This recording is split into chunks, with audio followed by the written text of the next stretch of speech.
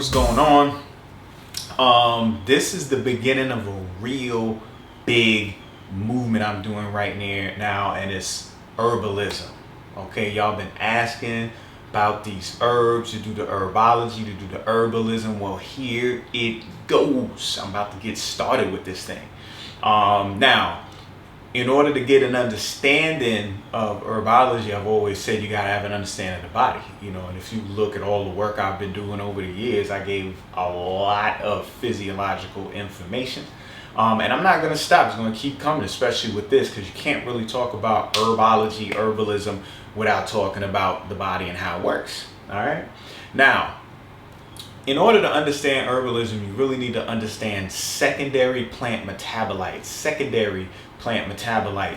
Primary plant metabolites are, reproduction, growth, things of that nature. But then you also have defense and security mechanisms that the plants make in order to protect themselves and secure themselves. And a lot of times those secondary plant metabolites are analogous to particular metabolites that we have within inside us as well. So we're able to extrapolate those metabolites out of plants, and when we put them inside of our body, there's a certain level of bioavailability that allows these things to enter into our body and perform similar functions. So even though it might be a toxin that the plant is producing a toxin to prevent abnormal cell growth or parasites, things from hurting the plant. So when you take it, yeah, it could technically be a toxin, but it's not a toxin to you. It's toxin to an invasive species that may have entered inside your body, or, based on the way you're eating, you have developed from within. Now, in the long list of secondary plant metabolites, we're talking about flavones, flavonoids, phenols, alkaloids, coumarins. I could go in all day, all night. Anthocyanins, okay? All these plant secondary metabolites, the most profound, the most important, I guess, the basic to start off with would be the terpenes. And the reason why you want to start off with the terpenes is because of their influence on our world, on our everyday life. Like, you have no idea how immersed in terpenes you really are. So we're going to get inside of that, because that leads into cholesterol, that leads into hormones, steroids, carotenoids, things like that. Like a carotenoid, which is beta carotene, vitamin A, things of that nature. Those are nothing but triterpenes, So we'll get into what all those things are, but we're going to take this thing step by step. That's right, we're going to take it step by step. I ain't going to talk all fast, because they say, somebody who talks real quick and just shooting stuff out, they don't necessarily know what they talking about. They just shooting out a bunch of words. So I want to go through this particular methodology, so you can see, what's all at play here. All right. So to start off, let's start off with an understanding of terpenes and how important they are. Okay. So you have, you got the earth, you know what I'm saying? And then you got, atmospheres, okay? And notice I said atmospheres, you know what I mean? So you got like stratus, okay? You got the stratosphere, okay? You got the troposphere, all right? And then you got earth down here. Okay? Now, we always hear about melanin, right? Why is melanin so important? Well, when you go out on a very sunny day in the tropics and you're out on the beach, what ends up happening? Well, black people have this ability to tan, okay? They start to get darker. They get darker because melanocytes, which are specialized cells, they kind of look like octopi because they got these long appendages, that are able to release melanosomes, which are small vesicle bodies that contain melanin granules inside. These melanin granules surround around nucleus, and they don't protect the sun, block UV radiation. What they do is they filter UV radiation. They filter UV radiation the same way the earth filters UV radiation. So we got all types of cosmic energy coming in, right? All this cosmic info coming on in. And it's high energy. You know what I'm saying? This is what you would call gamma waves, okay? As well as X rays, all right? And then you have UV, okay? Then you have color, right? And then you got IR, you got infrared, you know, and then it keeps dropping down below from that. Now, whenever you ask somebody what our atmosphere is mostly composed of, you're going to hear a easy answer. It's going to always be nitrogen, though the people that hear that answer might be quite taken back, because they're going to be like, really? I figured it'd be oxygen because that's what we breathe. Well, no. We do breathe oxygen, all right? However, the predominant gas that exists in our atmosphere is nitrogen, and it's about 78%, something like that, you know, close to 80, you know, and then oxygen is more like maybe 21%, you know, and then you got a miscellaneous, you know, of, what does that leave? That leaves like 1%, right? Right. So those miscellaneous gases, they float around. Oxygen we breathe in, but there's a lot of nitrogen. What is all the nitrogen for? Well, let me explain how even in, you know, herbalism and things of that nature, you know, macrocosm reflects itself in a microcosm.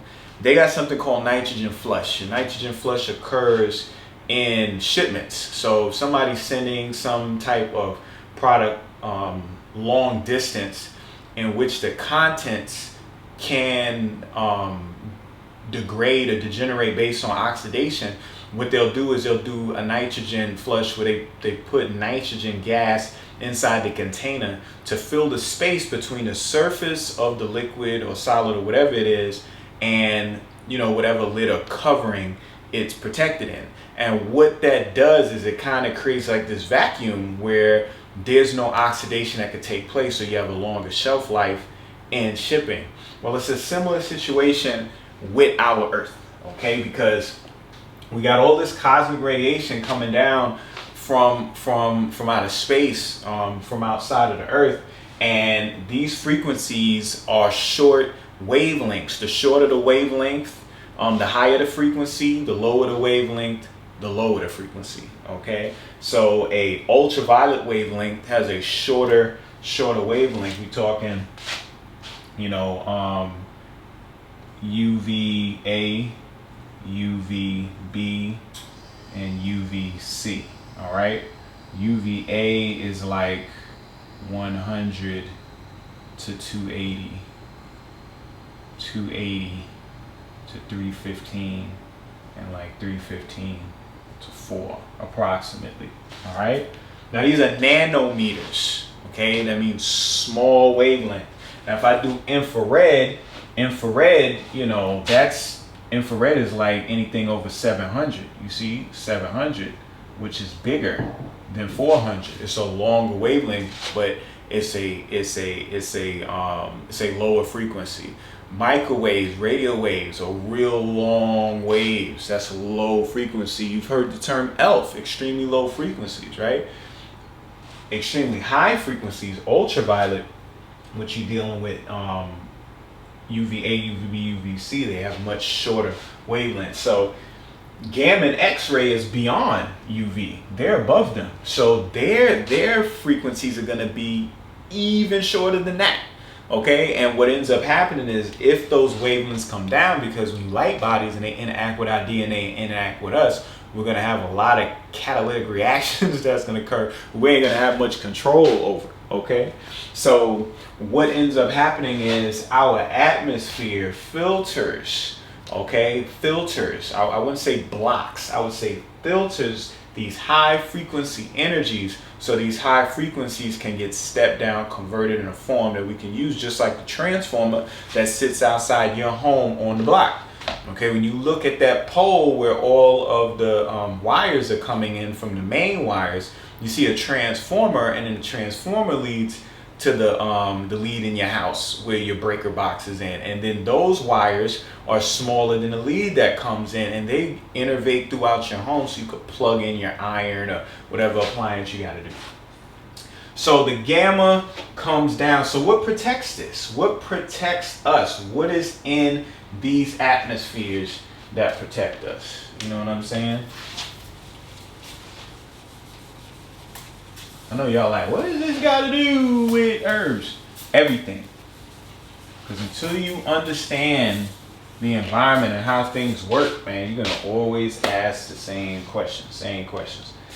All right, so when we're dealing with nitrogen, okay, nitrogen, all right, equals 7, all right, on the periodic table, all right?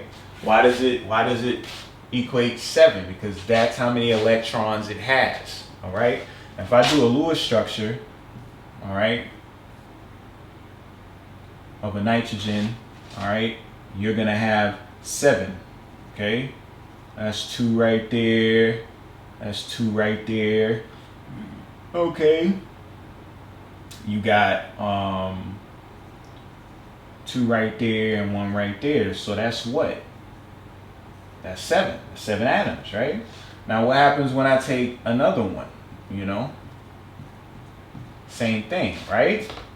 Now, the thing about nitrogen having 7 is that when you understand orbitals, you know that the innermost orbital of nitrogen can hold 2 atoms.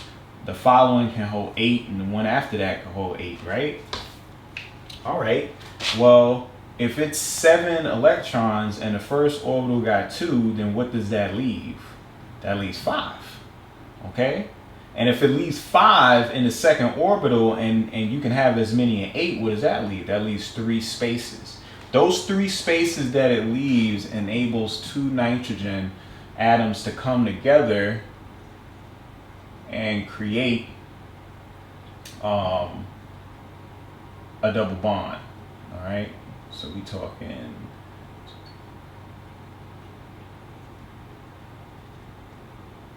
all right, so you got these right here. That makes what? A triple bond, all right, between the nitrogens.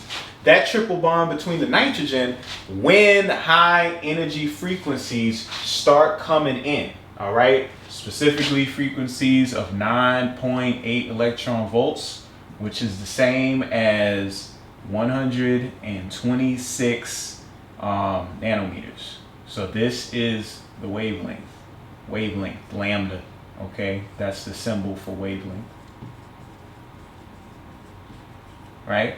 And this is the energy, okay? This is the energy, this is the wavelength. 9.8 electron volts on 126 nanometers comes in from the cosmos. What does it do? It causes these nitrogens to split, okay? And in that, these nitrogens have absorbed that high energy, okay? That high energy. So that's like a first line of defense, all right? First line of defense. So then you have another line of defense, all right? And that next line of defense is oxygen, okay?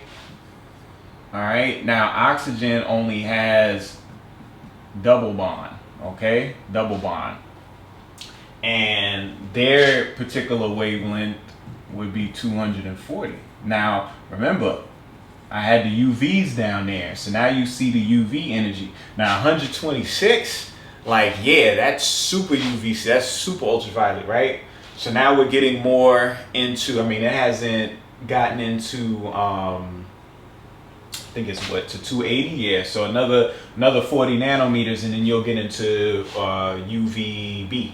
All right. So right now we're still dealing with a high frequency, you know, short wavelength ultraviolet energy. All right. But the oxygen is able to absorb that. That's how much energy it takes in order to split these oxygens up. All right. So now you got singlet oxygen, which is very interesting because anybody who studies any chemistry with the body knows what singlet oxygen is inside of the mitochondria. This is when you get into reactive oxygen species, okay? Reactive oxygen species, okay? Superoxide, you know, and all that stuff. You know, this is the stuff that breaks the cell down when you're going through apoptosis and you want to destroy the cell, or you're just trying to clean things up. Matter of fact, white blood cells contain a large amount of hydrogen peroxide, and that's what they do. All right. Then lastly, when you got a bunch of O2s and you got a bunch of singlet oxygens, there's a certain amount of energy required, all right, a catalyst that allows these two to become an O3, which is ozone. And the cycling of ozone O and O2 is what takes over the rest of those frequencies, all right? And these frequencies, these frequencies is 1016 nanometers. Okay, now this is infrared. So that means it encompasses anything this and lower, all right? So that means infrared, color, you know, and the rest of the UV. But the UV is what is gonna be the highest frequency, so that's the one that's really gonna is gonna deal with. Now, if you notice these terms, I put 126 nanometers down, I put 240 nanometers down, and I put 1116 nanometers down. That's a 9, that's a 6, that's a 9. You know what I mean? And even with the electron volts, I said 9.8, and we all know that 9 and that 8 are very important numbers. You know, so we see that that's consistent. All right. Now I say all that to say that there's a lot that goes on in the atmosphere before any of this energy, this light that you use in order for your body to function or for the plants to function. There's a lot that goes on before it even gets to us. You see what I'm saying? Now, after we get down to the earth, we got to keep in mind something else. All right. And the thing we have to keep in mind is the fact that the earth, okay, even though it is a plane, it's not like it's all level. The only thing leveled is the ocean. So it is, you know, ocean level. But we have the earth, and what do we have that we have the greatest rapport with? You know, the trees, right? We got the trees. Now, even though I'm just drawing one little tree on this hill, I want you to understand that these green hills are green because they're covered in trees. This is just for art purposes, all right? Now, have you ever gone to the mountains early in the morning, like when the sun's just coming up? What you'll notice is there's a layer of like haze that sits over all of the hills, and over all of the trees. Matter of fact, the Smoky Mountains, all right, they're called that. Why? Because the mountains have this haze that kind of sits over them. You see it early in the morning, you know, before the sun gets too high in the sky. You know, once it gets closer to noon and midday, it kind of dissipates. You know what I'm saying?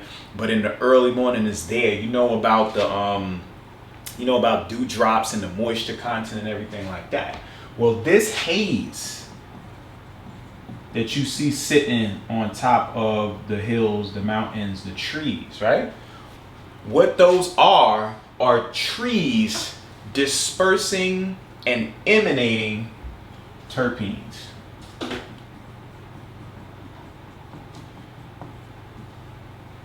Okay, terpenes. They're emanating them. And what you see in that haze, it almost looks like, you know, incense smoke. Like when something's burning, it just bellows and just goes. But when you're dealing with like incense smoke kind of hovers and kind of stays around, right?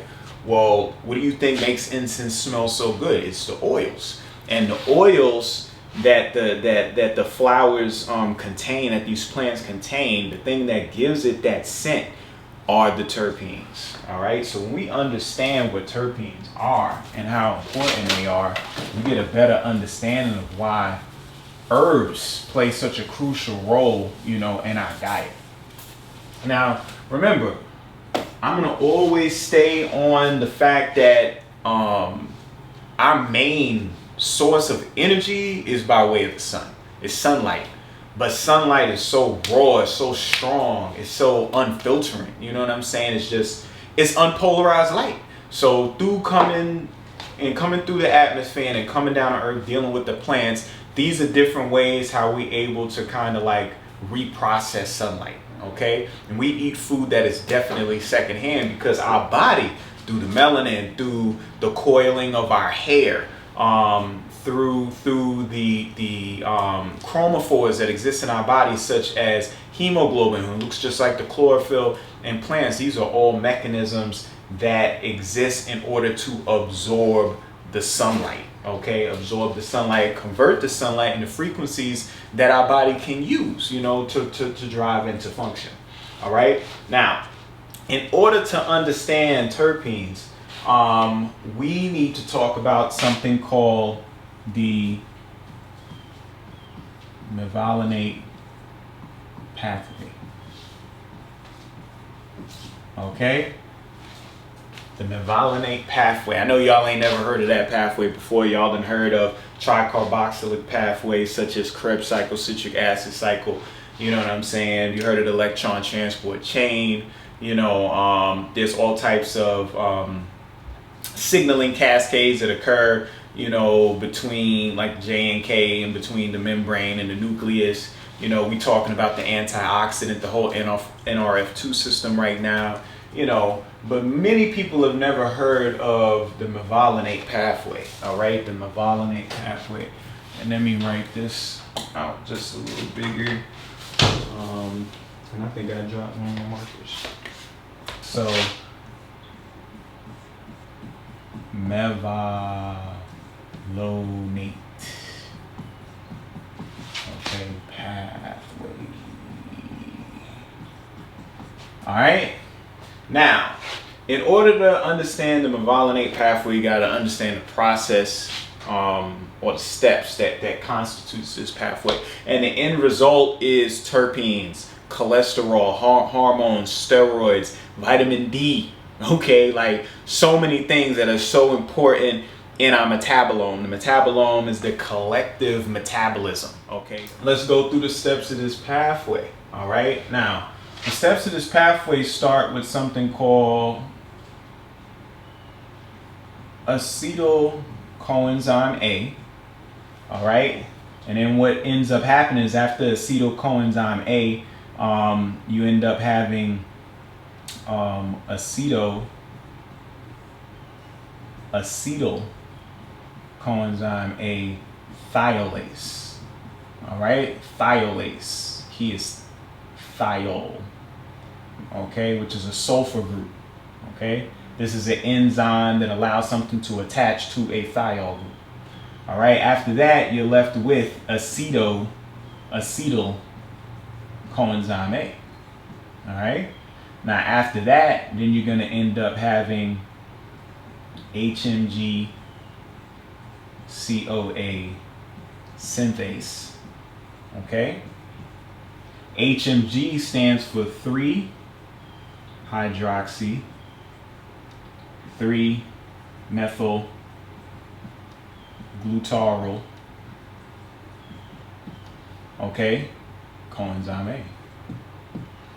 All right, this right here is just to tell you how the molecule looks. When you understand chemistry, you can look at the written out description, and you can form the particular molecule based on that. All right, so after AMG CoA synthase has into what?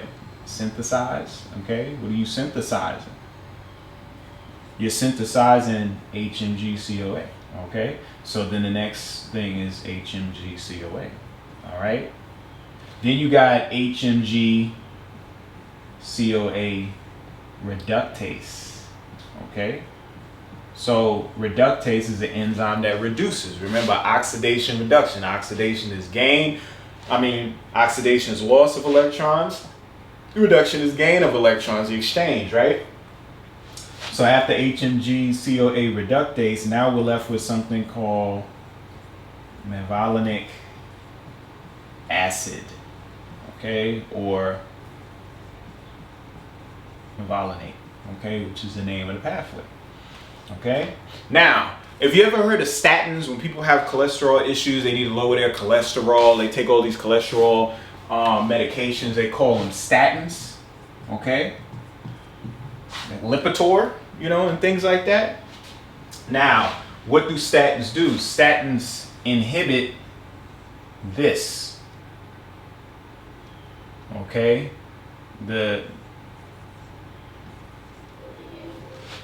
because this is a rate limiting enzyme, meaning it determines how much of something's getting made, how less something's getting made. So if they attack this, you see what I'm saying? It's going to inhibit the production of cholesterol, because all cholesterol has to come from this step. All right. So that's what statins are for. Does that mean I'm sticking by statins? I'm telling y'all to go get pills? No, I'm just explaining how something works. All right. So don't get it twisted. All right. Now, all these pills and all this stuff is from learning plants. Remember, all the first scientists were botanists, because that's the only way you're going to learn about life was through the plant. And then all the other sciences came out of that later, but it was about the plant, all right? All of these pills and everything are based on plants that they're studying. All right, so mevalonic acid or mevalonate, all right? So after that's made, then what you're going to have is mevalonate 5 kinase, okay? Now that's the enzyme. Anytime you see kinase, kinase deals with phosphorus, which we're gonna go into detail in the next part of this. Ooh, so lovely, so lovely. All right, mevalonate 5 kinase, all right? So by a kinase adding phosphorus groups, okay, and then what this step does is it adds a phosphate group to the mevalonate as it gets made. So now we have mevalonate 5 phosphate. And the reason why it's called 5 is because they're talking about a certain number of carbon that the phosphate is connecting to. All right. So then we have phospho mevalonate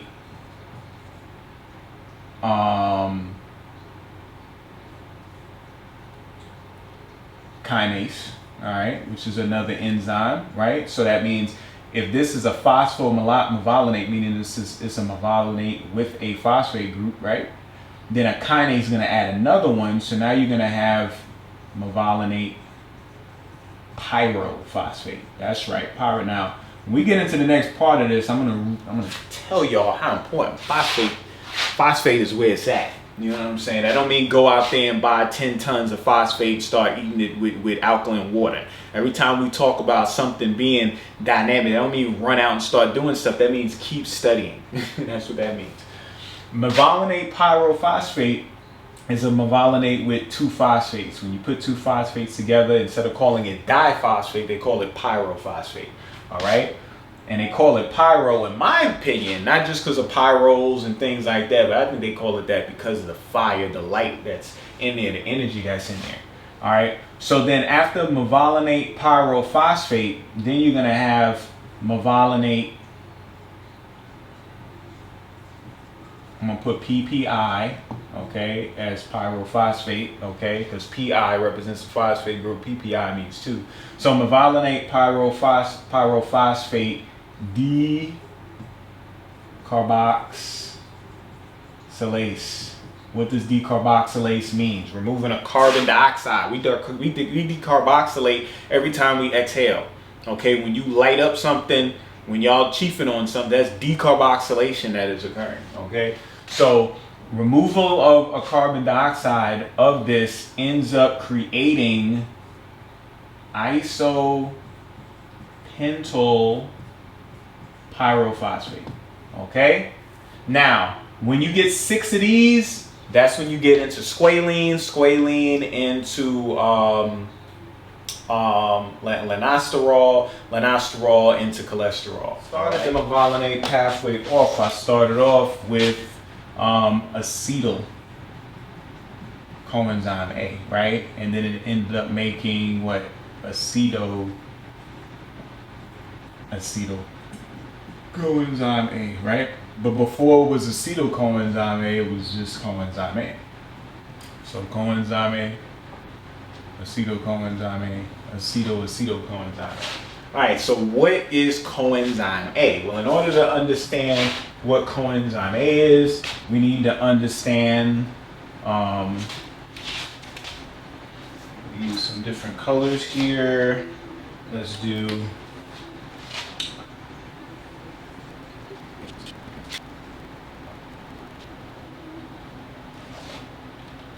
and then lastly, we got,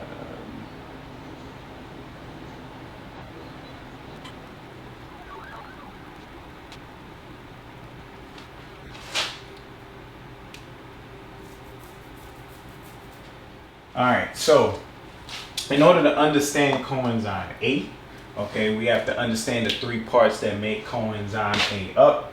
And the three parts that make coenzyme A up is ATP, okay, or rather AMP plus pyrophosphate, okay? We got cysteine over here, and then we got B5 or pantothenic acid.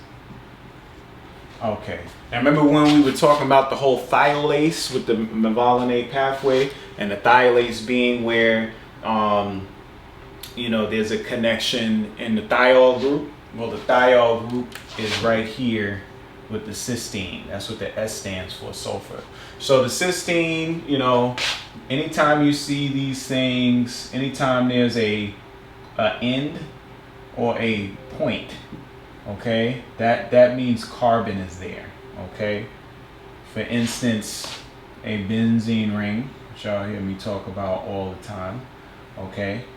They might say like that, all right? And what they're saying is this is a carbon, that's a carbon, that's a carbon, that's a carbon, that's a carbon, that's a carbon, right? And then connected to those carbons are hydrogen, hydrogen, hydrogen, hydrogen, hydrogen, hydrogen. But that's inferred, like that. So they don't put carbon everywhere, they just put the corners, all right? So anywhere you see these points at, that means there's carbons there, all right? So this is cysteine, this is an amino acid. Okay, you find this in what? What has a lot of cysteine in it? Yes, fonio. Okay, this is how you get structure, hair. A lot of enzymes, a lot of proteins create disulfide bridges, and disulfide bridges are created by way of cysteine. All right. B5, pantothenic acid. Here's another one. Matter of fact, mevalonate looks very similar to pantothenic acid. Okay, this is B5. And then we have adenosine monophosphate. Okay, this is adenine. All right, that's adenine. Okay, and then this right here is a ribose sugar, as in ribonucleic acid or deoxyribonucleic acid, right? And then, we got one phosphate group here, 2, 3. My thing is these are together, that's the pyrophosphate, okay? And then you got one PI right here, all right? So AMP plus PI, okay? So we got that group. This right here is the pantothenic acid, and this part right here is the cysteine, all right? So I can even draw green there and then put the blue.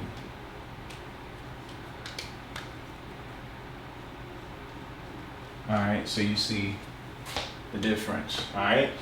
So coenzyme A, all right, is this structure right here. I'm going to redraw it on the whole board so you can see what it looks like. But this is this is coenzyme A, and then what happens is to make acetylcoenzyme A and acetocoenzyme A is you're going to end up adding an acetyl group, to it, which is real simple.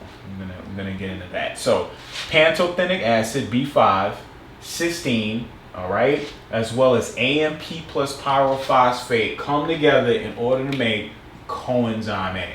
All right, if you want to get a good understanding of the ketogenic diet, ketones and all that type of stuff, you have to understand coenzyme A. All right. So let's get all that off board.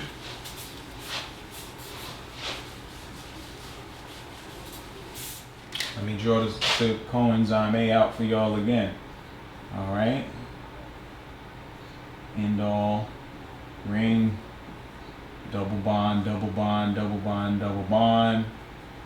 This is adenine I'm creating right now. Okay. Now I'm drawing the ribose sugar. Okay. OH. Phosphate group. Okay. This point right here is a CH2 molecule, right? And then we got some phosphate groups again. Okay.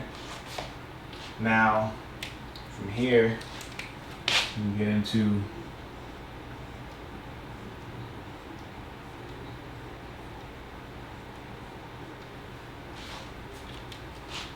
the structure. All right. And we got CH3, OH, double bond. Okay. Nitrogen right there. Okay. Nitrogen right there. And then we got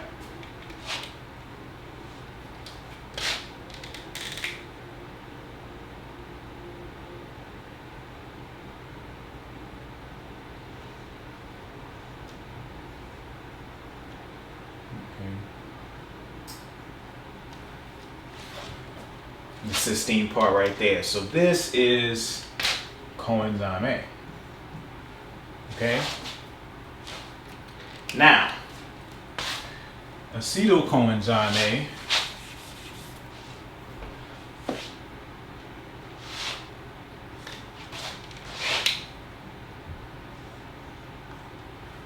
A acetylcoenzyme A is almost the same, except we have our sulfur right there, and then we have this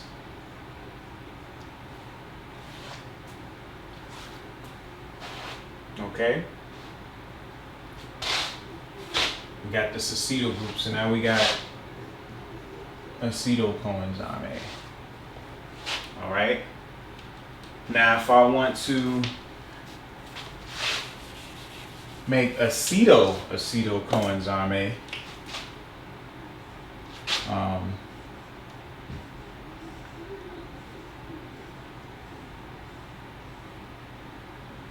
then what I want to do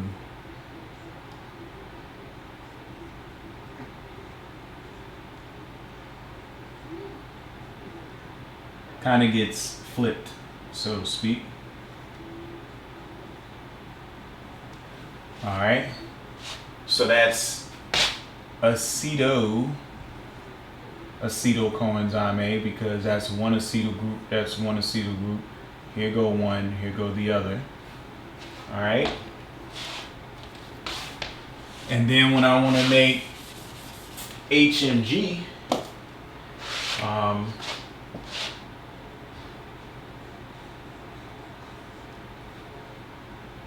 right.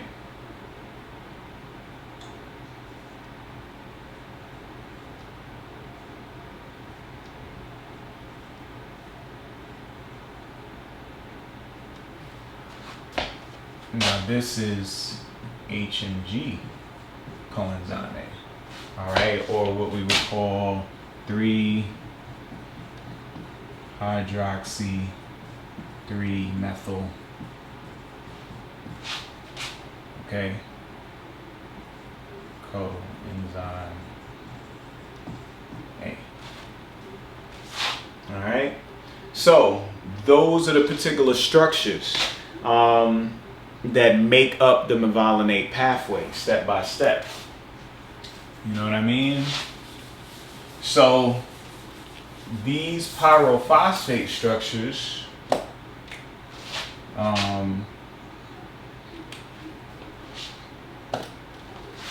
you got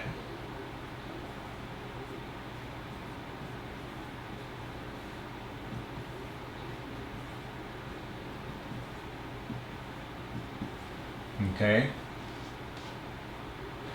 This is a pyrophosphate.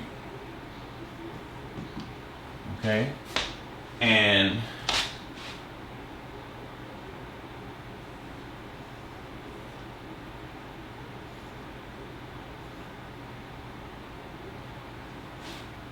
this is an isoprene unit. Okay, isoprene equals C5.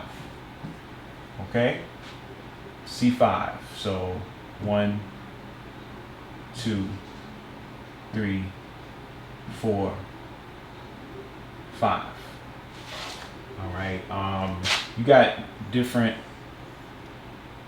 ways they work.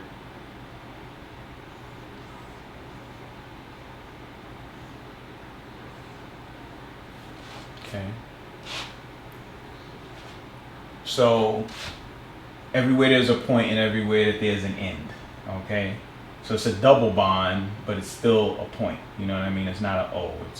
It's a point. So it's a carbon. So 1, 2, 3, 4, 5. Okay.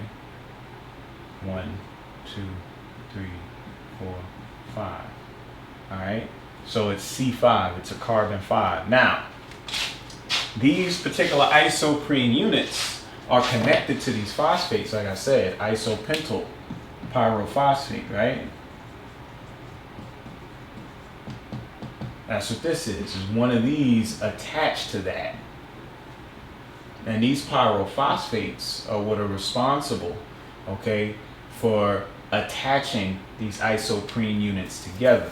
6 isoprene units is going to give you cholesterol, because 6 times 5 is 30, and 30 would represent a triterpenoid.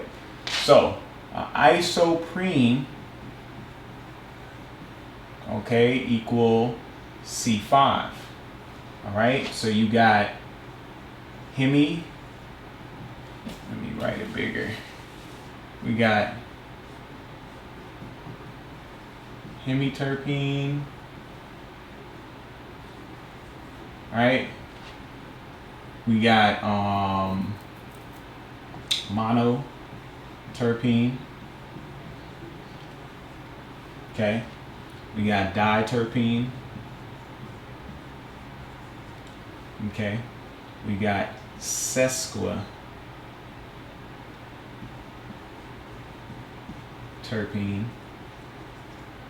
Okay, we got triterpene, and we also got tetraterpene. All right, now there's more. There's more. You know that 5, 6, 7, 8. There's different types of terpenes, but these are the basic ones. So a hemiterpene represents C5. Okay, a monoterpene represents C5 times 2. A diterpene represents, actually, these should be switched. C5 times 3. Okay, a diterpene C5 times 4. A triterpene C5 times 6. All right, and a tetraterpene is C5 times 8. All right, so when you get into a hemiterpene, you got 5 carbons. Monoterpene, you got 10 carbons. Sesquiterpene, All right, you got 15. Okay, like a sesquiquadrant in astrology is 150 degrees. Okay, 15. A diterpene represents 20. A triterpene represents 30. A tetraterpene represents 40. Okay.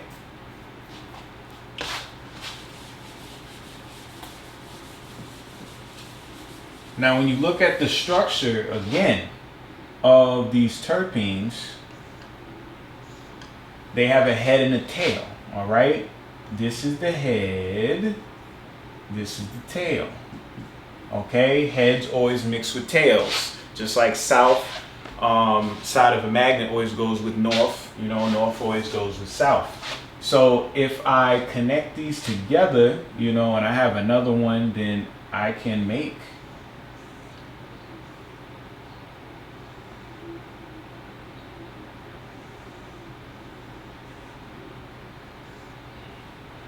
okay, I could put them together now. You see what I'm saying?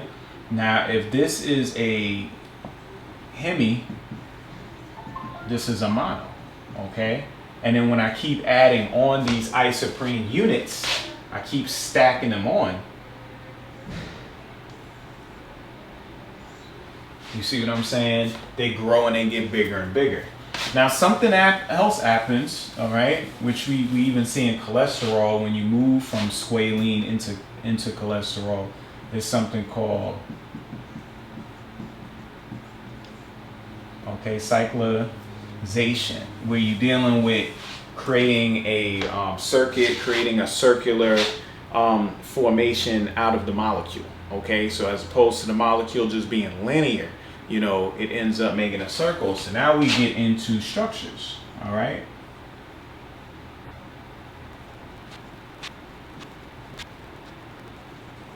Okay, so these structures, remember when you're looking at these structures, you're looking down at them. It's like it's bird's eye view, okay? Bird's eye.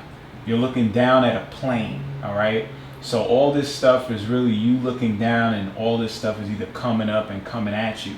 And depending upon if you see wedges, okay, or dotted lines, that kind of determines the orientation of where molecules are in respect to the plane. Okay, so you can get a better visual understanding of what's going on. These are all terpenes that you're familiar with. Okay, this is myrcene. Okay, this up here is linalool. Okay, this is carvacrol. All right, that's thymol. All right, this is menthol, and this is eucalyptol. Okay, now when you look at these structures, you can see the isoprene unit. Look, that's one of them, right? And then you got another one right there. Okay, so that's two. All right, and you could do that all the way down, all the way down, all the way down. Okay? So if these are all C5s, remember that's C5, C5, so that's two. So these are all monoterpenes. These are all mono, all right? Now what's so important about these terpenes is this is stuff that makes things smell good and taste good, you know? For instance, myrcene you'll find in mangoes, okay? Matter of fact, myrcene also reacts with cannabinoids. So for people that deal with cannabis, if you ingest mangoes or myrcene prior to the cannabis, anywhere from 45 minutes to an hour before, you're gonna have a more strong, a more intense experience. You know what I'm saying? Myrcene, like I said, is in mangoes, but it's also in cannabis. One of the terpenes in cannabis. When you smell cannabis, that strong pungent odor is a large concentration of terpenes. And I'll give you an example. For anybody who cooks and you do spices, right? Just enough spices, like that's what makes or breaks a dish. Because if you overdo it, if I do nutmeg and cinnamon and salt and put too much and just things that don't even go together, then when I taste it, it's going to be really overpowering and overwhelming. Okay, so that's kind of what cannabis smell is. It's like an overwhelming smell that comes from I'm talking about hundreds, you know what I'm saying, of terpenes all mixed together, you know. You got linalool. Linalool is, I believe you find that in cardamom, which is another spice, you know. It's a very, very prominent terpene. Carvacrol, you're going to find that in oregano. Okay, so all those who do oregano oil, you're doing oregano oil because of the carvacrol. Okay, anytime you're taking a plant or herb for some type of medicinal reason, home remedy, or to see some type of result, you're looking for how to extrapolate and keep preserve and make bioavailable the secondary plant metabolites. That's what these are right here. Okay, thymol, you know what that is? That's thyme. Okay, thyme, which is a mainstay in a lot of my dishes. You'll be surprised. See, thyme on its own, oregano on its own, cardamom on its own do its own thing. But when you cook food and you know how to combine these terpenes properly, then what ends up happening is you end up having a very delicious, delicious meal. Menthol, you already know that's mint. Okay, all right. And then eucalyptol, come on, man, that's eucalyptus. But you're gonna also find this in clove. Okay, clove. All right. So all these spices that have these strong smells that lure you in. You know, when you burn frankincense, what do you think's floating in the air? When you burn myrrh, what do you think's floating in the air? They are terpenes.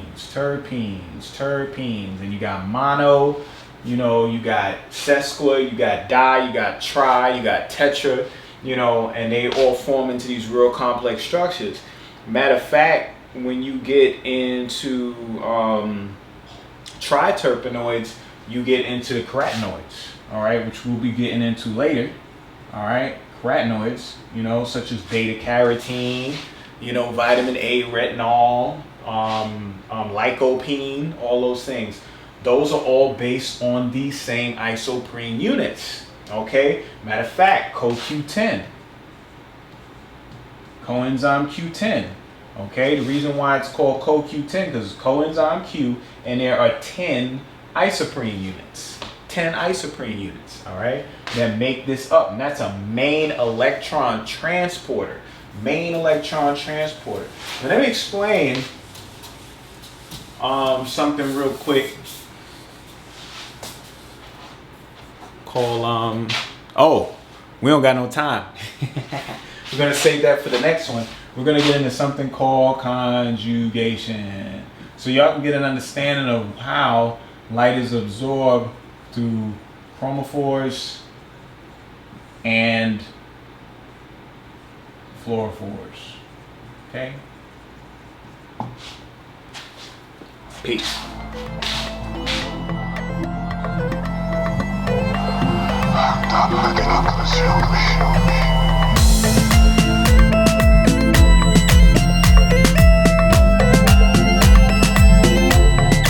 As we continue to dive into herbalism, you know, we got to understand the science and how things flow.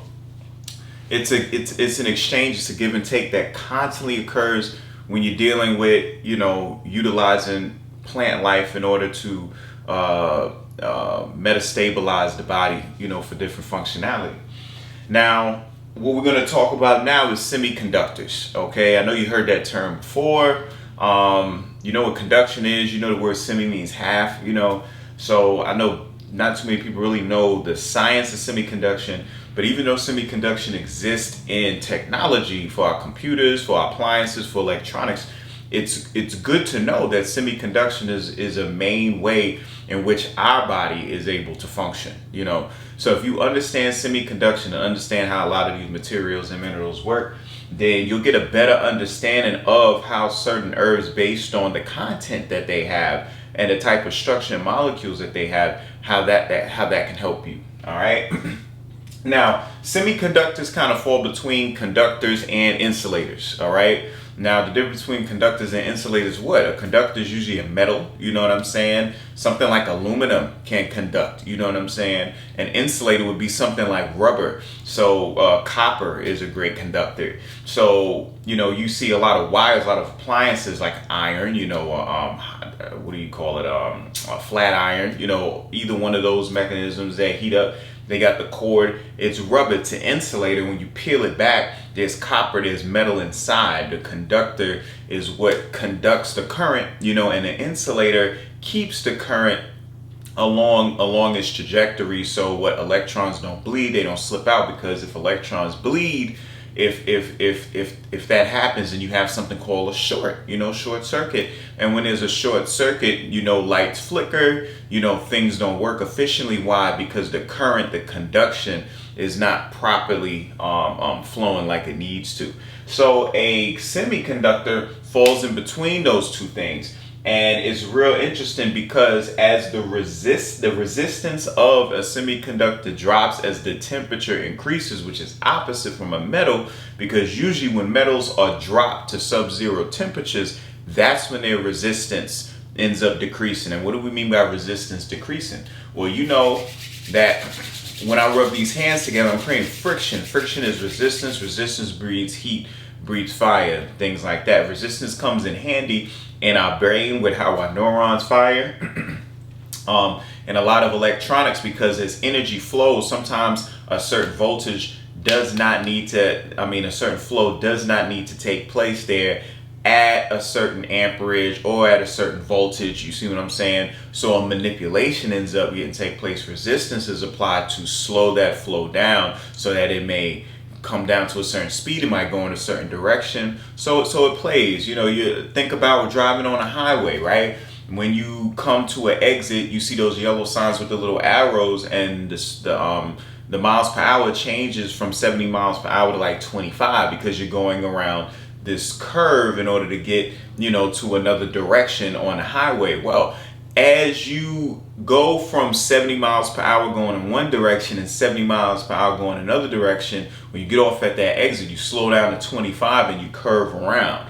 Okay, the insulation of the tires, which are rubber, you know, as well as the resistance applied by the brake pads, causes you to adjust your velocity so that you can now get off the exit, you know, manipulate your speed, slow down, and then reestablish velocity again when you're going another speed. Now remember that even though that applies to your car and where you're going, remember electrons are being carried by certain molecules in the same fashion. So we can apply these things on different levels. Now, when we're dealing with a semiconductor, you know, when we deal with the technology of it, it's broken up into like this picture right here, where you have N-type, you got P-type, and you have a P-N junction. Okay, you got a cathode, you got an anode, and you have a flow of electrons that ends up occurring. And through this manipulation of this flow of electrons, you create current. You create current, you know, an electric field and all of that. You got power. You can make things happen. So in order to understand, you know, semiconductors, we're going to talk about P-type and N-type. When we say N-type semiconductor, N is standing for negative, okay? And when you say negative, you're not meaning bad. Negative is meaning charge, and the charge relates to electron. When you say P-type semiconductor, you're relating to positive, okay? Or you can even say proton. In this case, you're dealing with the protons in this situation. Now, this runs parallel to mitochondria, because when you think about the mitochondria in the inner membrane space and the outer membrane space, remember you have an overabundance of protons that exists in the intermembrane space, and then you have an abundance of electrons in the mitochondrial matrix, and the ATP synthase plays as a turbine that allows hydrogen ions to flow through its channel, and in it flowing through its channel causes it to turn, inducing the production of ATP, pyrophosphate, so forth and so on, to fuel the system. All right. Now, when you look at the periodic table of elements, okay, the periodic table of elements gives away so much information. It's a cookbook, so to speak, on creation. Yeah. If you want to be an alchemist, if you want to build, if you want to create, if you want to really get into like star formation and getting into all of that, well, that's what the periodic table is for, because it gives you the information on electrons, protons, electron volts, energy, power. Like you kind of get the rundown of all of the elements that make up reality. And if you understand the elements and their foundation, then you could mix, match, and mingle and start forming and start creating, you know? Now, when you look at the periodic table of elements, you'll notice these vertical columns that go all the way down, and they're numbered. I'm going to specifically focus on group 5, 6, and 7, okay? When you look at 5, 6, and 7, what you're going to find is that group 6 would represent semiconductors, group 5 is going to represent P-type, while group 7 is going to represent N-type, okay? Now, what makes semiconductors so interesting is the fact that on their own, they really don't do too much. It's when they're doped when they start having these particular properties. Now, what I mean by dope, you know what I mean? I'm talking about elements and pushing your body doing drugs or something. No. When you dope something, you're taking a particular element and you're adding other elements to its crystalline structure. Okay, so if I think about silica, all right, let's take for instance, we're going to focus on group 6. Carbon, silica. The reason why they're all in the same group is because when you look at their orbitals, when you look at where the electrons are placed, their outer orbitals have the same amount of electrons. Their valences have something in common. So group 6, you're going to find 4 being on the outside. We know that carbon has 6 electrons. 2 of them is in the inner orbit, 4 is in the outer orbit, which leaves 4 spaces for them to bond with other things. Well, silica has 4 in its outer 2, germanium right underneath it, so forth and so on. Now, the carbon structure, or let's just focus on silica for that matter, like I said, it has 4 in its outer, it has room for 4 more spaces. Now, by it having room for 4 more spaces, that means that it can bond with other atoms. It has 4 areas on that outer orbit that it can bond with other things. You know, carbon, silica, germanium all represent that. Okay, now if I was to have a you know, something that was completely made of carbon, let's say I got some charcoal, you know, or even strung, what is it called, noble strungite, you know what I'm saying? Let's say I got some strungite that's straight up carbon up in there, the fullerenes. We know that the structure is just nothing but carbon, right? Now, the difference between noble and regular is the fact that noble got a sheen while the regular is like matted. And the reason why the regular is matted is because it has a lot more impurities in there. Meaning if you look at the composition of the regular one, you're going to find a whole lot of other minerals in there besides carbon, while with the noble, you're going to deal with particularly just carbon. You might just find a few other impurities in there. Well, doping would be adding impurities into the crystalline structure that make up that charcoal or make up that that lead, not lead, but graphite, graphene, or whatever. All right, so we're gonna look right here and let's just say that these represent carbon atoms. All right, and the reason why all of these are red is because they represent carbon, but this one right here represents it being doped by phosphorus. Okay? Now, based upon phosphorus, the amount of electrons that it has, because carbon has 4, phosphorus actually has 5 spaces that it can combine with in its outer orbital. All right, and that's because phosphorus is 15, so you got 2, you know, in the center. Then you got 8, all right, and then you got 5 right after that. So with that 5 being there, you got 1 more than the carbon. All right, because carbon has 2 in its inner orbital and it got 4 in its outer orbital. What that does is it leaves space for carbon to combine with 4 other things. Phosphorus, on the other hand, would have 2 in its inner orbital. Second orbital would be 4 with 8, that makes 10. And then it has 5 in its outer orbital. So carbon got 4 in its outer orbital, right? While phosphorus has 5 in its outer orbital. What's the difference in that? That's 1. So when you look over here at this crystal structure, carbon, carbon, carbon, carbon, carbon, carbon, carbon, carbon, and I put a phosphorus in there, everything's going to bond together properly. But remember, phosphorus got 1 extra electron, and that electron is free. It's just sitting right there. Okay, so if I have a crystalline structure with a bunch of carbon and I got phosphorus kind of like doped everywhere, then what I'm going to have this extra electron kind of just sitting. You see what I'm saying?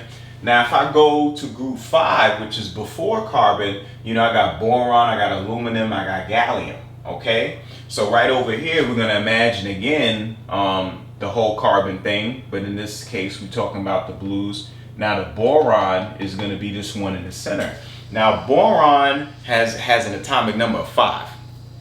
And that atomic number of 5 means that its inner orbital got 2, and in the next orbital is only going to have 3. Okay, so carbon had 4, phosphorus had 1 more at 5, but boron has 1 less, which is 3. So what ends up happening? What ends up happening is when I dope the carbon with boron, because it's 3, it's going to have 1 less than carbon, and it's going to create a hole. It's going to create a space because it doesn't have enough. So because there's a space here, there's a lacking here, there's a need here, these extra electrons that are in the N-type group of the semiconductor can now flow in direction to the P-type of the semiconductors, filling up the hole, and that cycle is what creates the current, which creates the functionality of the semiconductor. Now, what makes this so powerful and what makes this so amazing is the fact that when we look at our body, okay, our body is made up of the same elements, the same minerals that all these technologies are made from. So we should be able to see the same systematic processes occurring in us, all right? The same systematic processes occurring in plants. When we look at our bone, if I ask anybody what your bone's made from, everybody say the same thing, calcium. But it's not just calcium, okay? It's calcium mixed with phosphorus, it's calcium mixed with fluoride, there's calcium and a lot of other minerals, okay? But specifically calcium phosphate, the main crystal that bone is composed of is something called hydroxyapatite, okay? Hydroxyapatite, which consists of calcium and phosphorus mainly. Now, when you deal with the tips of the bones, because you don't want bones rubbing together, that's how you get inflammation, arthritis, and all those problems, you have a large amount of collagen end caps, okay, that sit at the tip of the bone.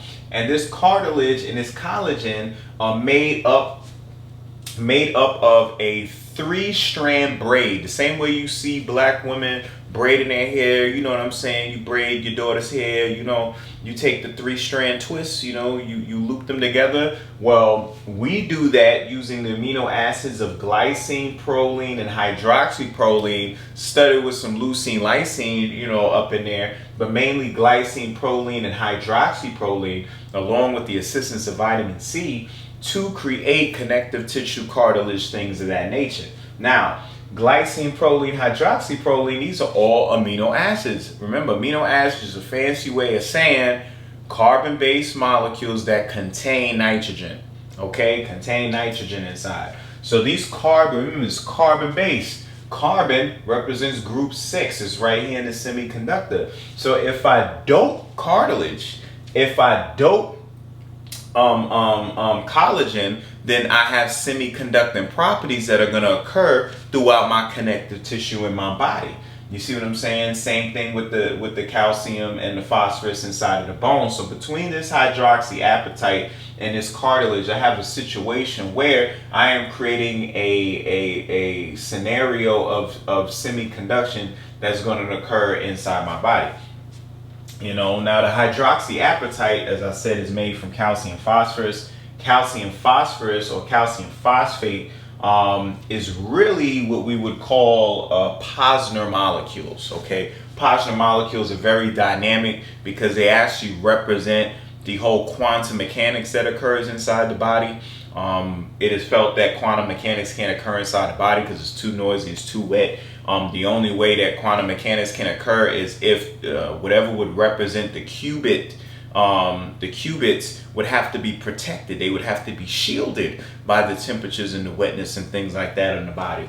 So it has been found that calcium actually forms this box that surrounds phosphate molecules, PIs, phosphate groups, and in doing that, they're able to retain their qubit functionality as they're transported throughout the system. And it's crazy because the bones is mainly composed of calcium phosphate. So this is why when we're dead, what stays behind? Our bones, our teeth, you see what I'm saying? And any scientist, any individual with the right know-how of science can take those bones and extrapolate almost endless information because of the fact that these bones is composed of these qubits, of these quantum mechanical morsels, so to speak. Okay, so once again, we have, remember, what you're looking at with these circles right here, the red represents the protons or the center of each one of these atoms. The circle represents the orbit. Okay, the reason why they're linked together 1, 2, 3 all the way to 9 is because this represents a crystal structure, or rather, if you took a material and you were to put it under a microscope and see the structure that material was of that element. So if we're talking about something like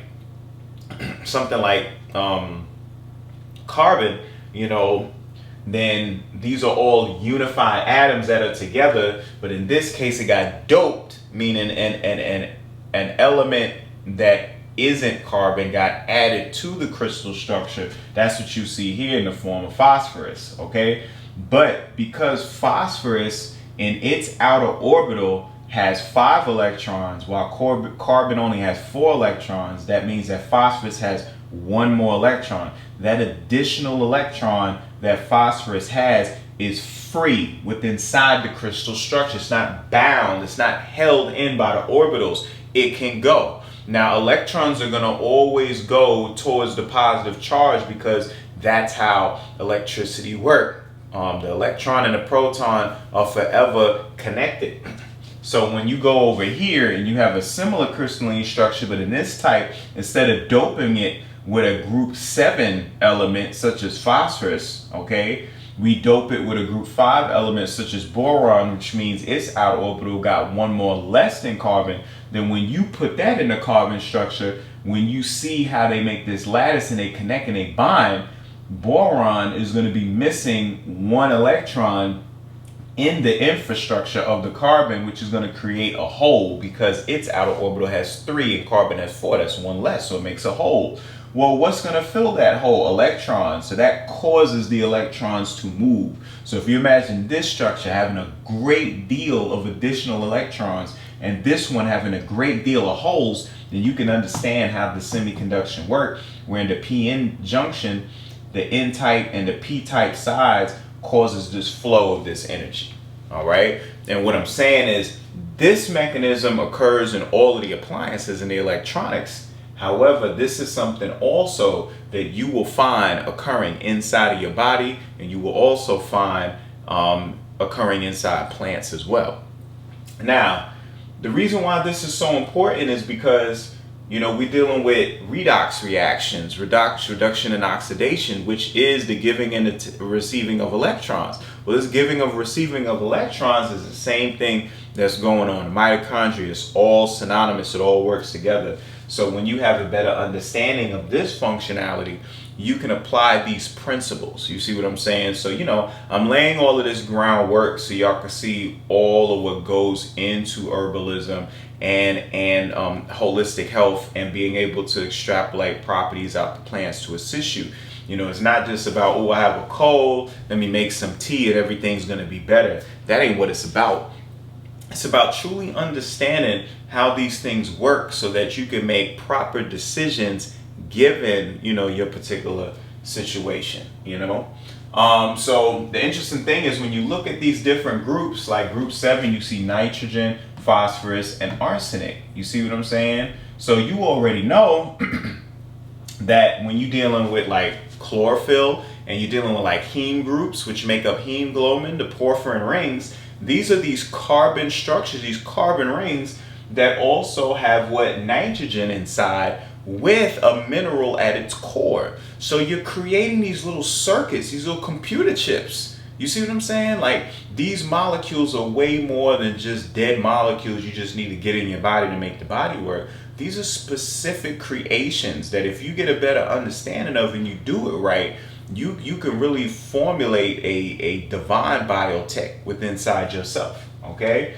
Now, you see arsenic on here. Of course, you know arsenic is bad, but it's on this group, and this is why it's bad, because it can dope. It can dope like how phosphorus, it can replace the phosphorus, it can replace the nitrogen in certain areas, and that will be very toxic to your system. You know, the same thing with group 5 over here with the aluminum, you know what I mean? So we occupy a very narrow field within inside the periodic table of elements.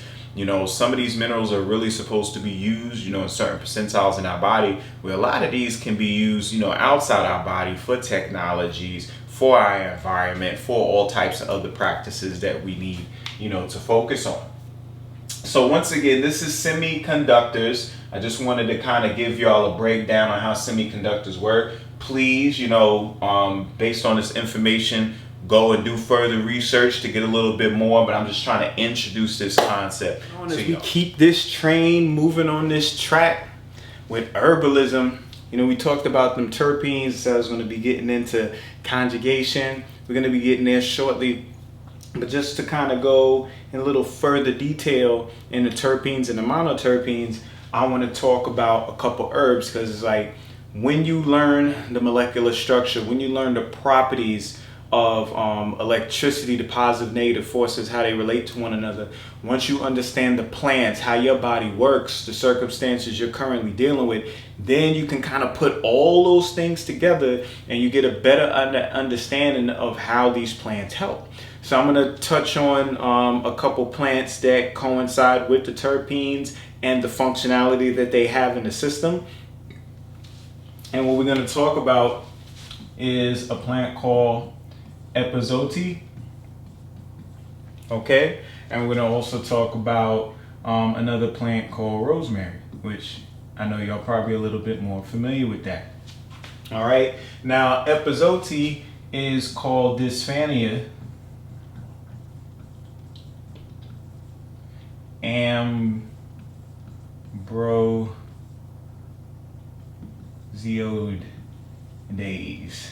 Ambrosioides. And rosemary is Rosamarinus officinalis.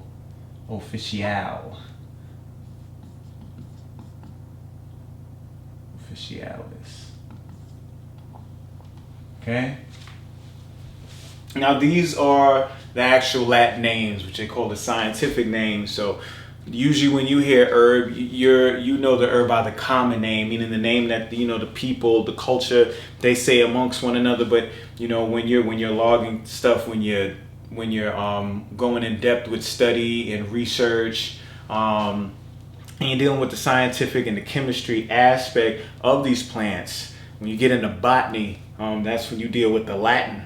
So you usually want to know the Latin name of the herb you're dealing with, because sometimes with the common name for herbs, you'll have different herbs with the same common name. You see what I'm saying? For instance, blue vervain. You got blue vervain that exists in the States, but then you also have the Stachytorphyta jamaicensis out of the Caribbean that's also known as blue vervain.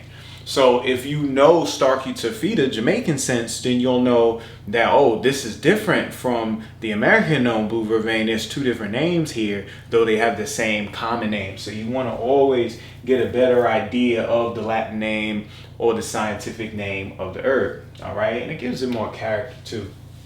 Now, Epizote or Dysphagia is known as a helmintic. Okay, herbs fall in a lot of classifications. You know what I'm saying? You might have a febrifuge, You know what I mean? You might have a vermicide. Okay, you might have an adaptogen. Okay, you might have an emmenagogue. Okay, you might have an emetic. Okay, all of these are terms to categorize a lot of the herbs and what their functions are with the body. You know, febrifuge deal with fever. Okay, vermicide deals with parasites. Okay, an adaptogen is just that. It helps you to adapt to stressful situations such as rhodalia. I might have this spelled rhodialia, something like that. But that's an adaptogen, and what does that do? That helps you climb mountains. Like vegans have hard times going up to high altitudes unless they properly prepare their body. One of the herbs that would assist would be the adaptogen here, or cocoa leaves, what they make cocaine out of. You chew those, you'll be able to deal with the high altitude difference, you know, in the atmosphere, in the air. Emmenagogue, you know, that deals with menstrual. All right. And then emetic is vomiting, okay, regurgitation, you know, because sometimes you might be poisonous. You got to get something to come up out of you, you know. So anthelmintic, what is that? Okay, anthelmintic means anti-helminth.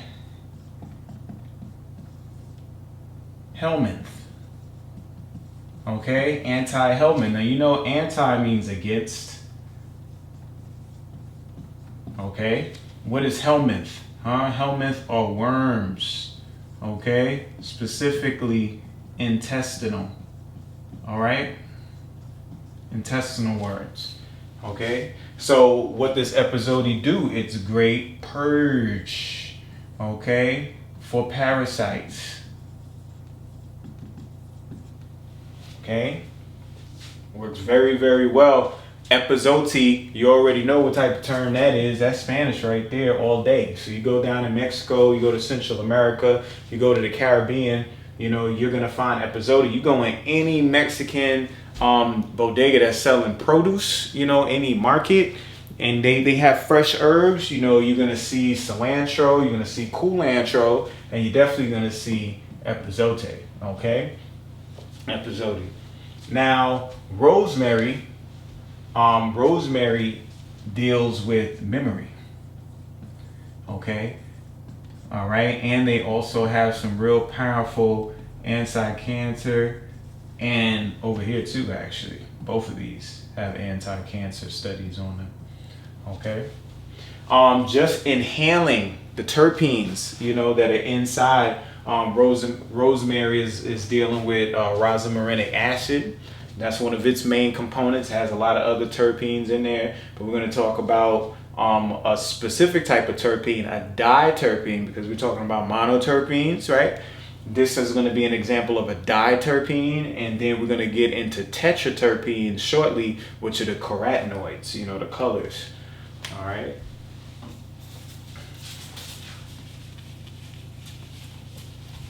Now,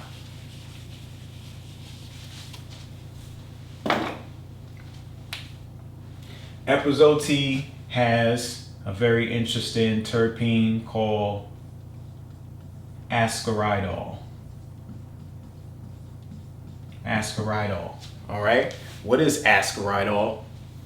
Ascaridol, when you look at that word, the root word is right here. Okay. And that's dealing with a disease known as ascariasis. Okay. And what is ascariasis? It's an infection, right? And explosion of a nematode worm.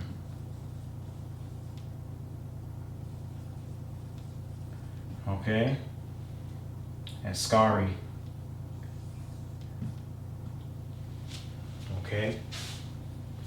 So, through eating things such as pork, okay? Just porcine, which is anything from a pig, okay? Hog, whatever. All right. When they talk about worms, there's all types of worms in flesh, but one of the main worms gives you this disease right here, ascariasis. All right. And there's a reason why this monoterpene that exists inside epizoote is called ascaridol, because it specifically attacks that. Okay? Specifically attacks that and puts that in check. All right? So you would use this particular herb to rid yourself of parasites and worms, because the molecular structure of this particular monoterpene inhibits these particular worms from proliferating. Okay, and the only way anything can proliferate in your body is if you create an environment conducive to them proliferating. Okay, meaning if you want to kick somebody out of the house, you don't make the bedroom more comfortable. No, you put roaches and rats and you piss in the corner, something like that. That's going to make people move and get up out of there. You know what I'm saying? So, ascaridol.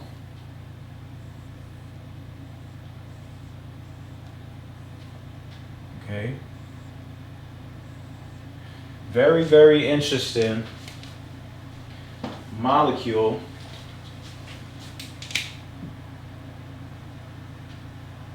Very, very interesting monoterpene.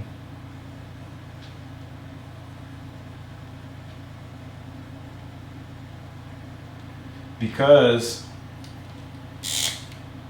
of the fact it has this little thing going on. Okay. Now, what you're looking at is a peroxide bridge, as in hydrogen peroxide. Okay. That's what's occurring right here, where you see the two O's, little line. This is a bond connecting it to this carbon. This is a bond connecting it to that carbon. That's oxygen. That's oxygen. This is a bridge, a bond in between. All right. This peroxide bridge gives ascaridol its significant properties. Now, just like anything else that you take too much of, it could be just like anything else you take too much of, it can be, you can overdo it. It can be overwhelming. It can end up hurting you, you know. So too much of the ascaridol, you know, of course you can have other effects, but it's like you're taking this specifically to do what? You're taking this to purge those out. Now, once you purge those out, then you don't have to take as much of it anymore. You know, you would use it in your foods, like, you know, people in Mexico do. They use it in food. That community cooks with it a lot. And why do they cook with it? Because epizoote does what? It helps with flatulence. Okay? Flatulence, which, you know, cutting wind, cutting cheese, breaking wind, farting, pooping, whatever you want to call it. You know what I'm saying? Because, you know, they eat a lot of beans. I eat a lot of beans. You know, and when you eat a lot of beans, you have a lot of gas. You have a lot of gas because the microbiome that you have in your gut reacts with the what do they call the inhibitors, the enzyme inhibitors, and other type of raw enzymes that exist inside certain beans based on how you cook them and what you mix them with. And then, you know, gas is created, and the gas got to escape, because if you build up too much gas in your alimentary canal, then what's going to happen is you're going to have cramps, ache, and pain. You're going to have problems going throughout your body, so you got to release it, and that's what that flatulence is. But epizoote, because of the terpene content it has, the properties it got, they put it in a lot of their soups and stews and beans so that they deal with the flatulence, you know. Now, the interesting thing about this peroxide bridge is the fact that you find this peroxide bridge somewhere else in your body. That is very, very important, okay? Specifically, if we're dealing with, you know, mitochondria, right? And you go inside the membrane, okay, of the inner membrane space, okay? Outer membrane, okay, inner membrane, okay, inner membrane space, okay, and then matrix. You see? So this particular thing is sitting in the the inner membrane, okay, going into the matrix. And we're gonna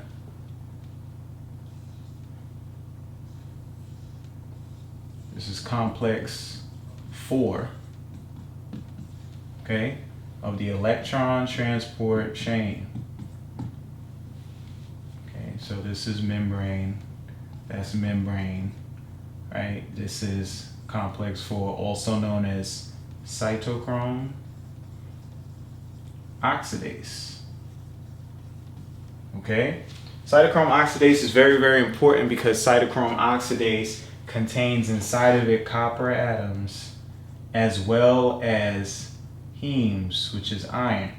Okay, so there's a reaction that takes place, a cascade,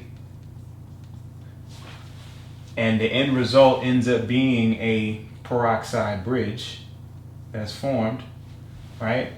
And what ends up happening is the excess hydrogen that's in the matrix usually gets pumped through to go into intermembrane space up here, ends up combining. And when you take 2 hydrogens, right, or rather, let's say 4 hydrogens and 2 oxygens, what is that gonna make? H2O, or 2H2O, meaning 2 molecules of water. So this mechanism, this enzyme inside mitochondria creates water, structured water, very special water, and it does so by reducing a peroxide bridge. You see what I'm saying? So this peroxide bridge is very reactive. It's a very important part. And when you understand these little components and these parts, and you find these parts in plants, and you'll know how to combine certain things to get certain results.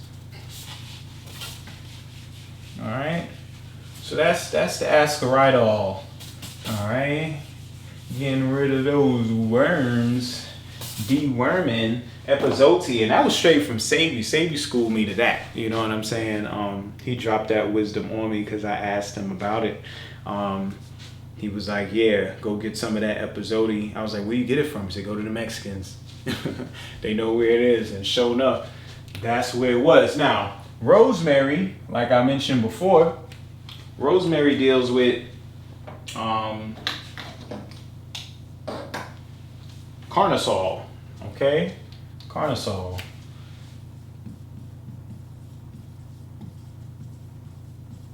All right.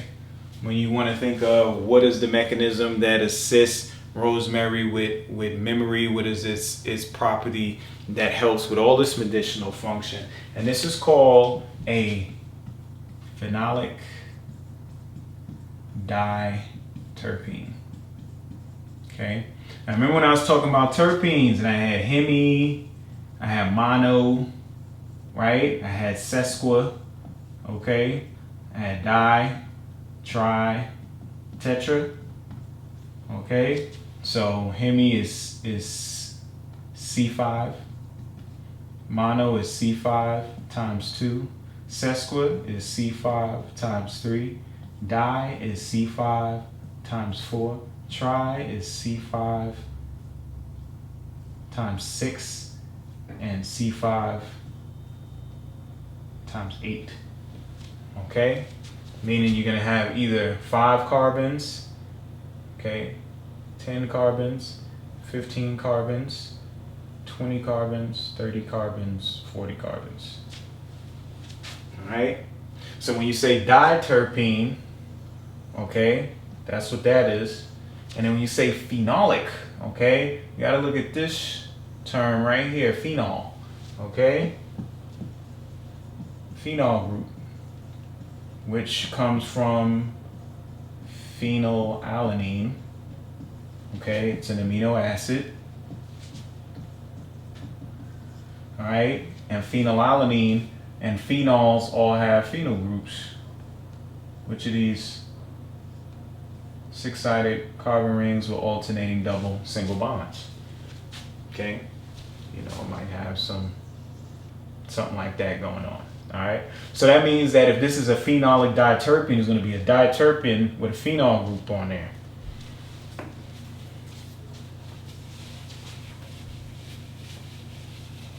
Space.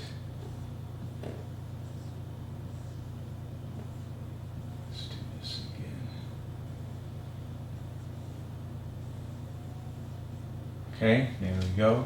So we got, remember CH3 is a methyl group. Okay, anytime you see CH3, or if you see a line sticking up like that, you know, such as in the terpenes, that means there's a methyl at the end of that. Okay, you'll see them on top of certain things like that. That means it's a methyl group. Okay. So that CH3 is an OH here, there's an OH here. This is a phenol group, they all got double bonds. You got a hydrogen here. We got some more CH3s down here. Okay. We also have a interesting bond in this ring structure.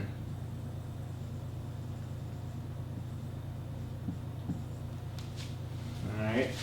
So this is carnosol.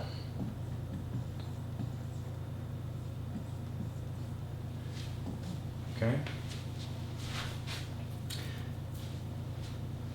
And this is what you're going to find in rosemary. That's one of the active ingredients in rosemary. Now, the phenol group, along with the diterpene, this is the phenol group right here, obviously. Okay. Let's color it, right? All right. That's the phenol group there with its double bonds. And then that represents the diterpene right there. All right, so it's a phenolic diterpene, carnosol, and it does a lot of magical things up inside the body. Now, what do all these terpenes do? They're usually agonists, you know, and I talked about this before. You might not know what an agonist is, but you know what an antagonist is. Now, you might not say, man, why are you antagonizing me? You don't say that, you know, you say antagonizing, or an antagonist, opposite of a protagonist, you know. So agonists are properties, molecules that attach to receptors on cell and stimulate, you know, the cell opening up or signaling cascade, things of that nature. You know, an antagonist connects and inhibits the signaling and all types of stuff like that from happening, you know. So carnosol can play an agonist for some positive metabolic reactions, and it could be an antagonist to some of the inflammatory, you know, properties that take place. All right. And I think another thing that the carnosol does is it inhibits inflammasomes. Okay, inflammasomes. Inflammasomes are the molecules that you have inside of your body that get created that start inflammation, you know, because inflammation is a series of events. You know, you inhibit inflammasomes, then that's just another way of saying that you're an anti-inflammatory, which is nothing but chaos, you know, mismanagement, lack of communication. All right. So that's a diterpene. We went over a bunch of monoterpenes. That's a diterpene. Okay. Went over some of those properties there. All right, so we're going to get into conjugation now.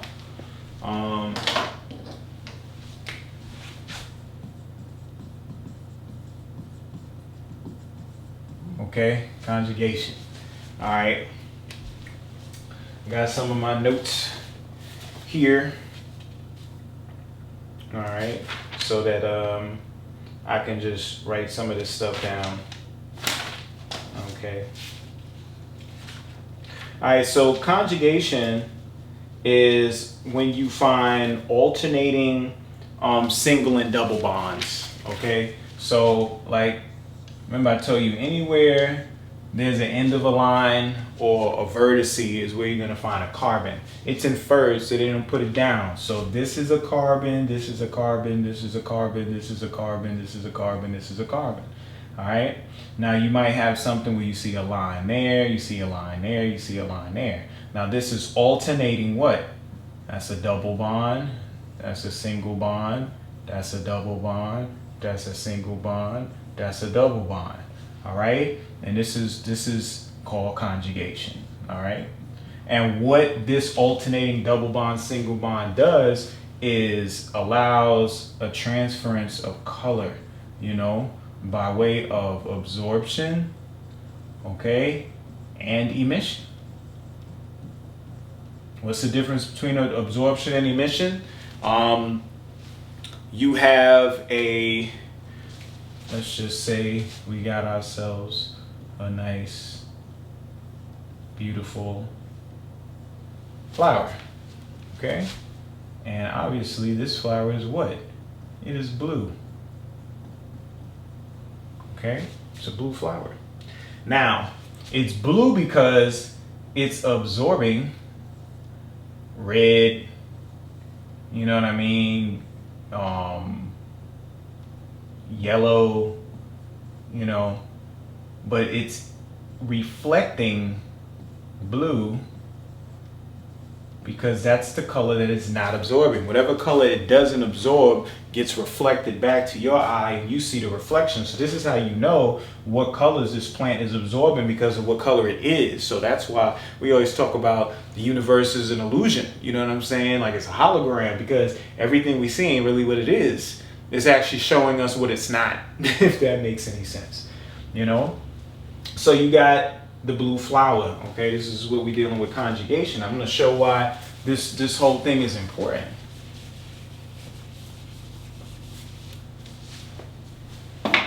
Now, I mentioned before about the phenol being a photon trap, you know, the benzene ring, okay? Photon trap, meaning light takes it in, okay? When you have these alternating single double bonds right here, okay, they're called pi electrons, okay? And these pi electrons form arches, okay? And then these arches become delocalized. All right, and once they delocalize, it forms a ring of current. Okay, that's why a lot of times you see a benzene ring, they'll draw a circle in the center, because what they're really trying to say, if we could look at this as something that is like a table, it's flat, right? This ring is on top and this ring is on the bottom, and then we have a magnetic field that becomes induced. All right, and these mechanisms is what is able to absorb energy and emit energy, you know. So when we see things like retinol will be like a yellow orange, you know. That's what we see because that's what it's emitting. But what is it absorbing? It's absorbing ultraviolet, you know? It's absorbing ultraviolet. So, for instance, we have something called homolumo, okay? And homolumo is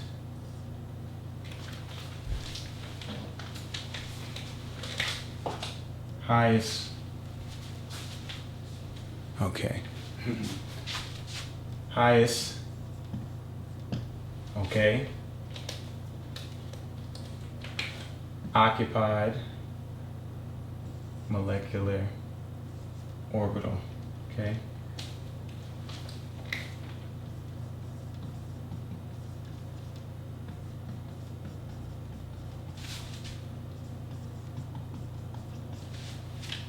All right, and then you got LUMO. And if you read the HOMO part, you should know what the LUMO is. Lowest unoccupied molecular orbital. Okay? Now, what am I talking about? You know what I'm saying? Okay, you write it on the board. What does it mean?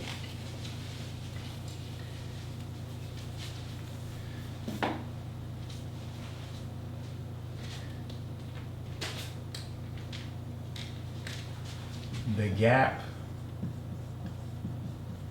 between energy states. Okay.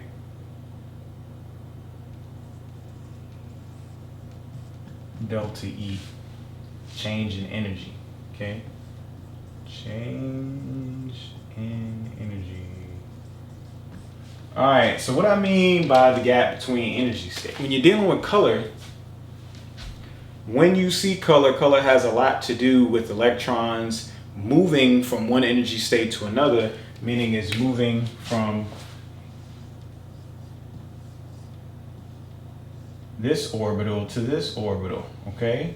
And it takes a certain amount of energy in order for this to go there, you know? And then energy will jump back down to there. And with that, it produces energy, okay? In the form of light though, because the energy is a frequency, and the frequency in nanometers will produce a certain color, all right? So HOMO LUMO is the gap between energy states. It represents the highest occupied molecular orbital, lowest unoccupied molecular orbital, and it comes with certain rules.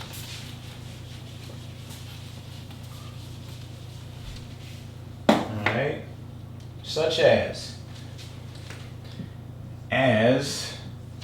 energy difference goes up. Okay, up, which means it's less conjugated. All right, the wavelength, that's the symbol for wavelength,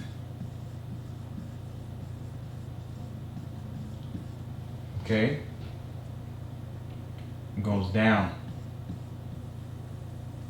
And it's an adverse relationship, meaning that it's opposite. This one thing goes up, another thing goes down, okay?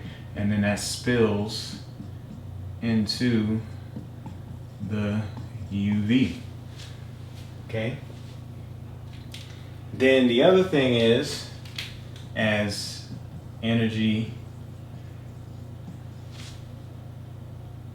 difference goes down, what do you think? Adverse relationship, right? This means more conjugated.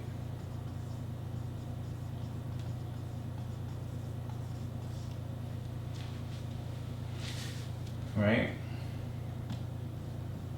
The wavelength increases, spilling into the infrared.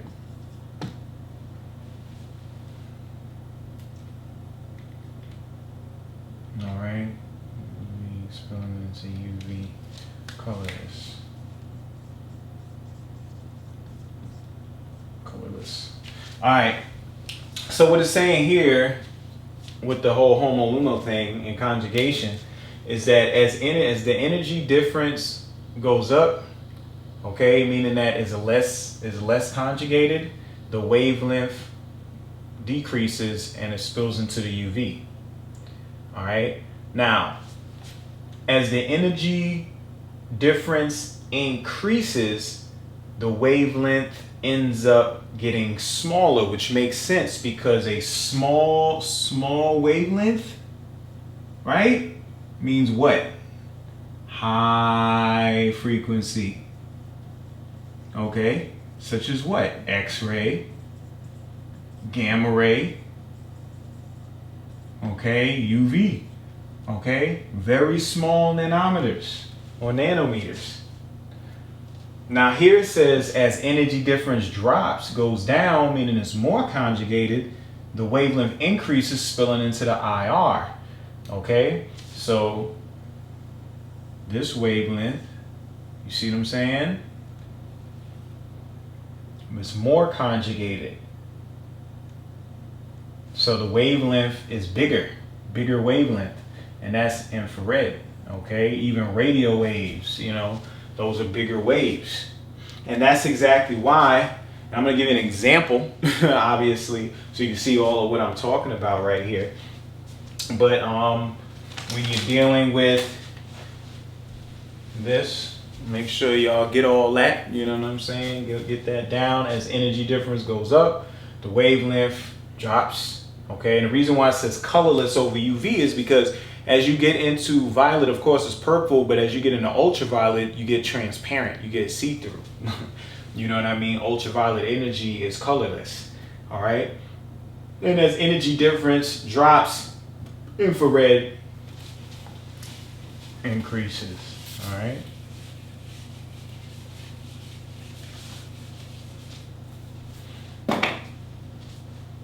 All right, so when you're dealing with color, you got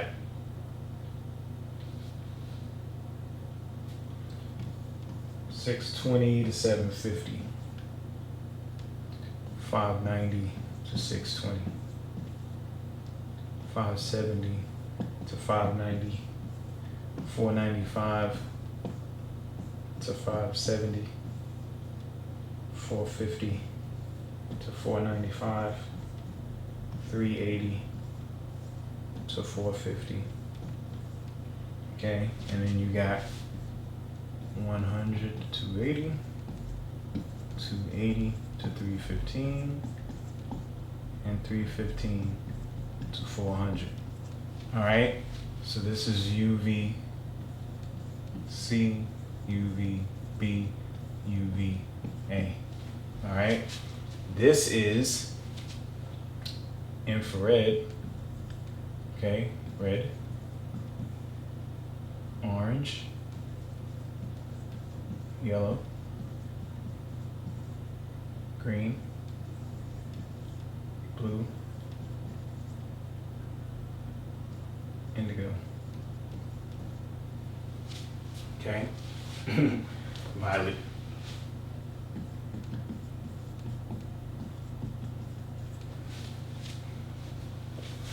Okay, these are the frequencies. Frequencies, you know how small, that's the measurement of the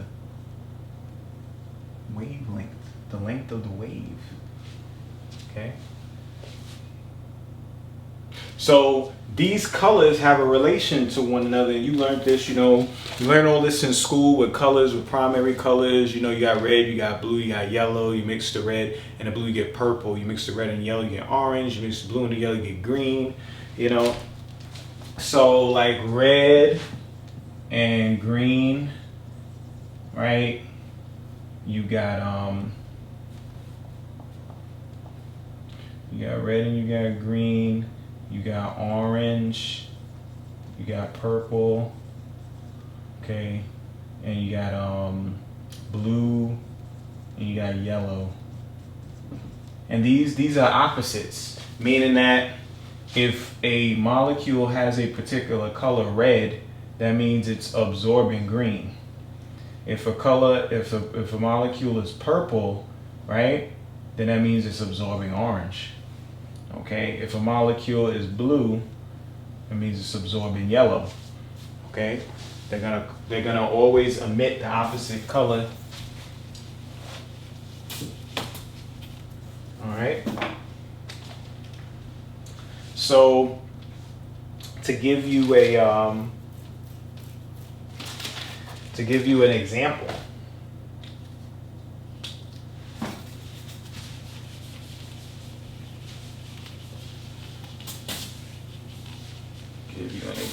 of this is when you see something called trans and cis. Okay, trans is when a molecule is straight. Cis is when a molecule has an angle or bend. Okay, now based on conjugation, okay, that means this one is going to be closer to the UV and this one is going to be closer to the IR. Why? Because the alternating double and single bonds is more of a area in which they're continuous. You see what I'm saying? Going down this one molecule going straight. But when you have a molecule that bends, guess what? This space is a smaller area than this space. All right?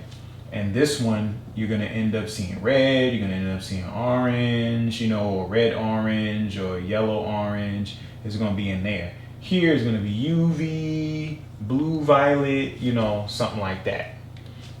So you're going to see an alternation between it. And we see a great example of this with retinol. Now, retinol, all right, retinol is the molecule that's responsible for our vision, for our sight. We find retinol in the cells of our skin. Retinol is all over our body, but specifically in our eyes. So you have rhodopsin, and then you have red, blue, or green opsin. Opsins are proteins that actually attach to these vitamin molecules that are what allow us to interact with light. And we're able to process all the electromagnetic frequencies that come through our eyes. And when they hit these certain photoreceptor cells, it's those molecules, the opsins, that are interacting with the light that allows us to see. All right, so we're going to speak specifically about what's attached to rhodopsin, okay? And what's attached to rhodopsin is retinol, okay? Which is vitamin A. Okay, so this is how we're going to make our way into the carotenoids. All right, good. All right, so let's see what we got.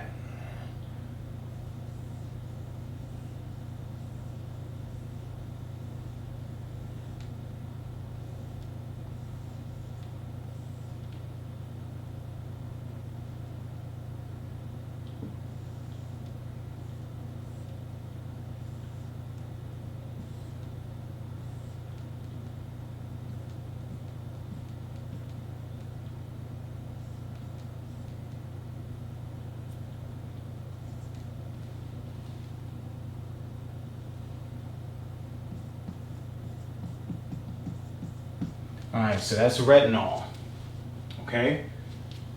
Retinol, or vitamin A.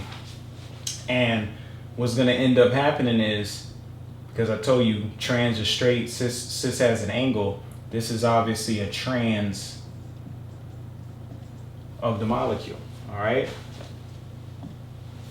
Now they call it all trans, retinol. Sometimes you'll see it with a double O right there and an H, you know, OH. They'll do it like that.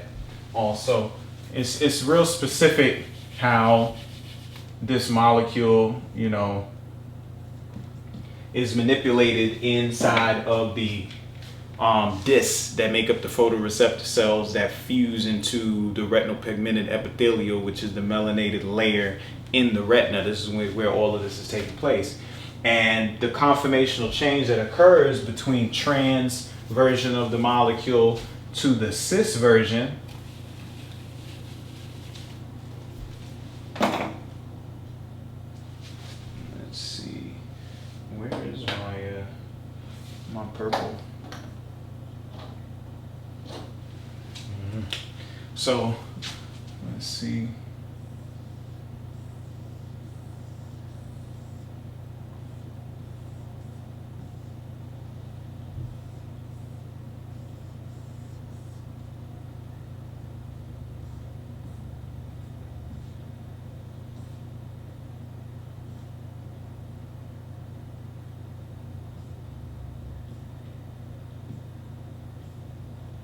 All right, so this would be the cis conformations of retinol.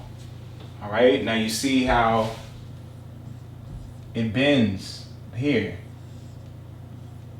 angle, okay, conformational change. All right, so this is going to be one color and this is going to be another color. All right, and it constantly transforms from this molecule to that molecule and back inside your eyes so you can see. You can have depth and sharpness and clarity and things like that. All right.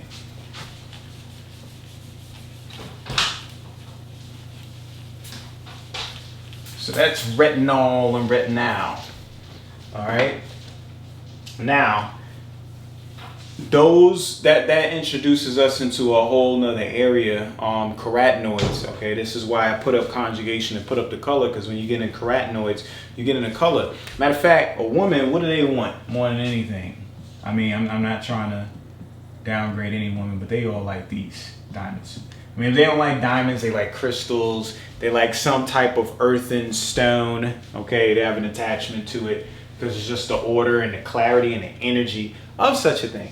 You know, diamonds though. Diamonds are very interesting because what makes one diamond better than the other? What is the measurement? The measurement is in carats. Carats, right? Carats. Color. Okay, how does it manipulate light?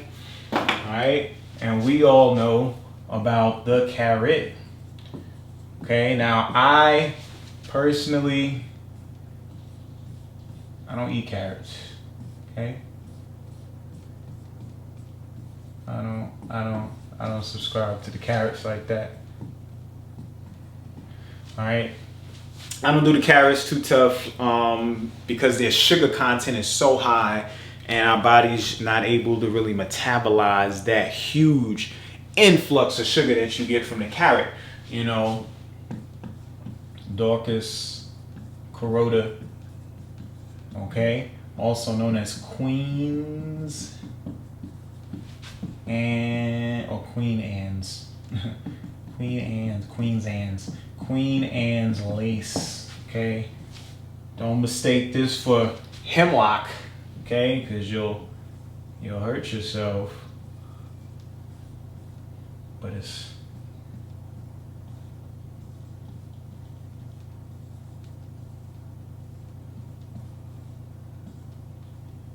okay. Got like an umbrella shape, like parsley and all of them have. But this is the original carrot, all right? And then in the ground, it's a small little root. It's a small little thing, okay?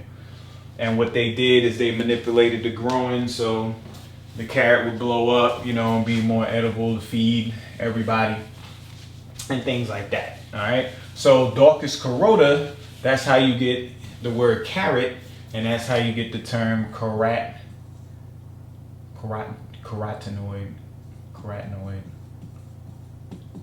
Is that right? Carotenoid, that's it.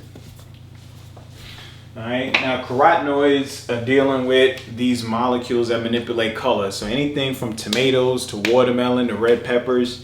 Okay, the watermelon's red, that's lycopene. Tomatoes, that's lycopene and lutein. Sweet potatoes, those are carotenoids in there as well. You know, red peppers, they got them in there too. So anything that's dealing with red, orange, and those yellow colors. Not turmeric though. Turmeric is curcuminoids. Those are phenylpropanoids. And we'll be getting to those at another time. Right now, we're just talking about the carotenoids. When you're dealing with photosynthesis and the light harvesting complex inside of the chloroplast in the membrane of the thylakoids, right? These carotenoids are actually amongst all that chlorophyll. So it's not just the chlorophyll reacting with the light that's coming in from the sun. You got all these carotenoids that react along with the chlorophyll that makes up the light harvesting center. The light harvesting center ain't nothing but a consolidation and accretion, a condensing of chlorophyll molecules and carotenoids. All right. So I'm gonna put some of these carotenoids up on the board. All right. I'm gonna put these carotenoids up on the board. Matter of fact, before we get into that carotenoids, we're gonna start the next part of this all fresh with that. Quick thing with botany, because when we get into carotenoids, we're gonna specifically be talking about certain parts of the flower. So I wanna make sure that y'all are familiar with flower parts. Flower parts, okay? So we're gonna start with the stem.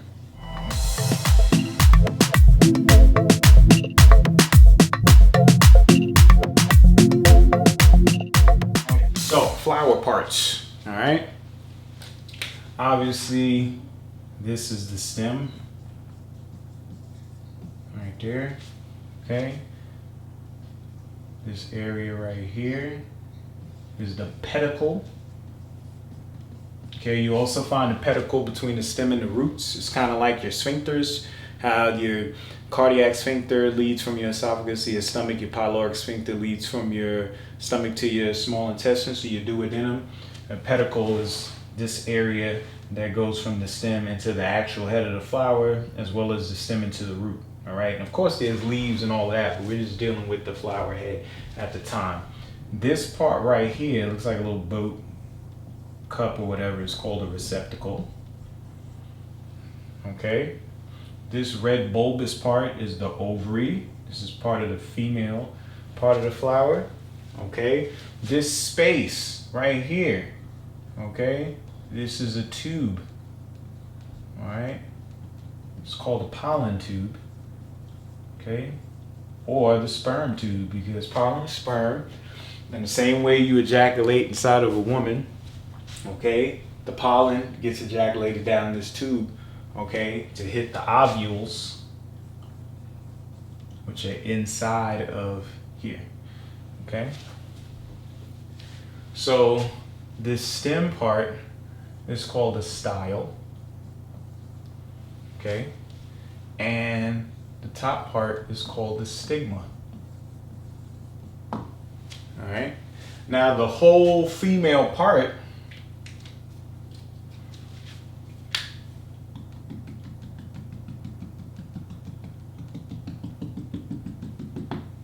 the dotted line, that is called the pistil. That's right. The female part is called the pistil. All right. Now the male part, this part right here, is called a filament. All right. This part right here is the anther. All right. And then together, the filament and the anther makes the, check this out, stamen. Okay, like stamen. So that's how you remember that one. That's a good mnemonic to remember the male part. Stamen, stamen. All right. And the woman, obviously, the part that has the ovary in it, you know. So we have the pistil and we have the stamen. These are the parts of the flower. When we get into the next part of this, when I'm talking about a particular carotenoid, we're going to be focused on the stigma part of the flower. And when I get into that, you'll know what part we're talking about. We're talking about the female part, the fertilized part of the flower, the place where all the magic is happening in the passing down of genetics by way of the flower, you know.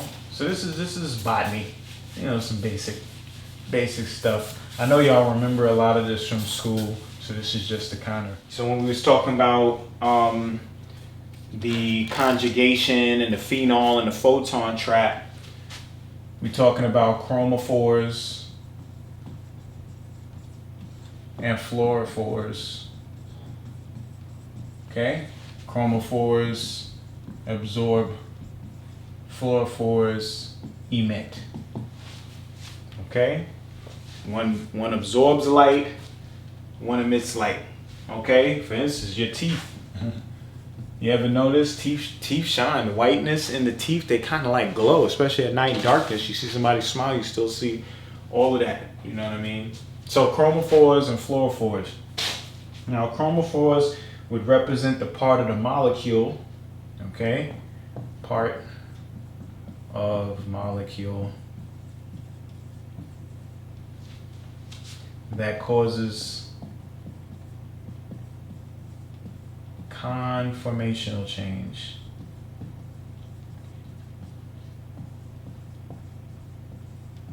When hit by light. Okay, and our example was retinol. Vitamin A. All right, vitamin A, retinol. Now, interestingly enough, y'all heard me talk about my Renalite before, and the fact that there's hydrangea in there.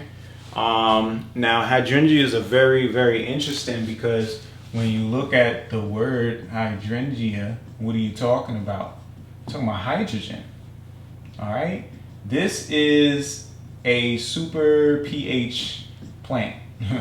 Okay, and the reason why is because there's pink, red, blue, purple. Okay, you got light blue, you got dark blue. You know what I'm saying? You got white. You even got like a green. Got all these colors with these hydrangeas, you know what I'm saying? So how do you get all these colors? Do you put a dye in the soil? No, it deals with the pH of the soil. All right, so what happens is when the soil is acidic, this allows the uptake of aluminum, okay, which turns the flower pink. Okay, now when the soil is alkaline, it prevents uptake of soil. Oh, uptake not of soil, of aluminum, which makes flower. No, I'm sorry. This is supposed to be blue up here. And that's pink. All right. So when the soil is acidic, this allows the uptake of aluminum, and that equates to the flower being blue. All right. And when the soil is alkaline, it prevents the uptake of aluminum, which makes the flower pink. All right. So when you see the different color hydrangeas, they're different colors because of what they put in the soil to manipulate. So let's get into these carotenoids. Let's get into these carotenoids. All right. So we got a few of these. Let's see.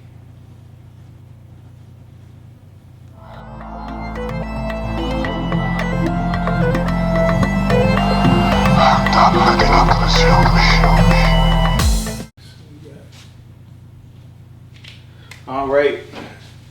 So we got Bixin, retinol, or vitamin A.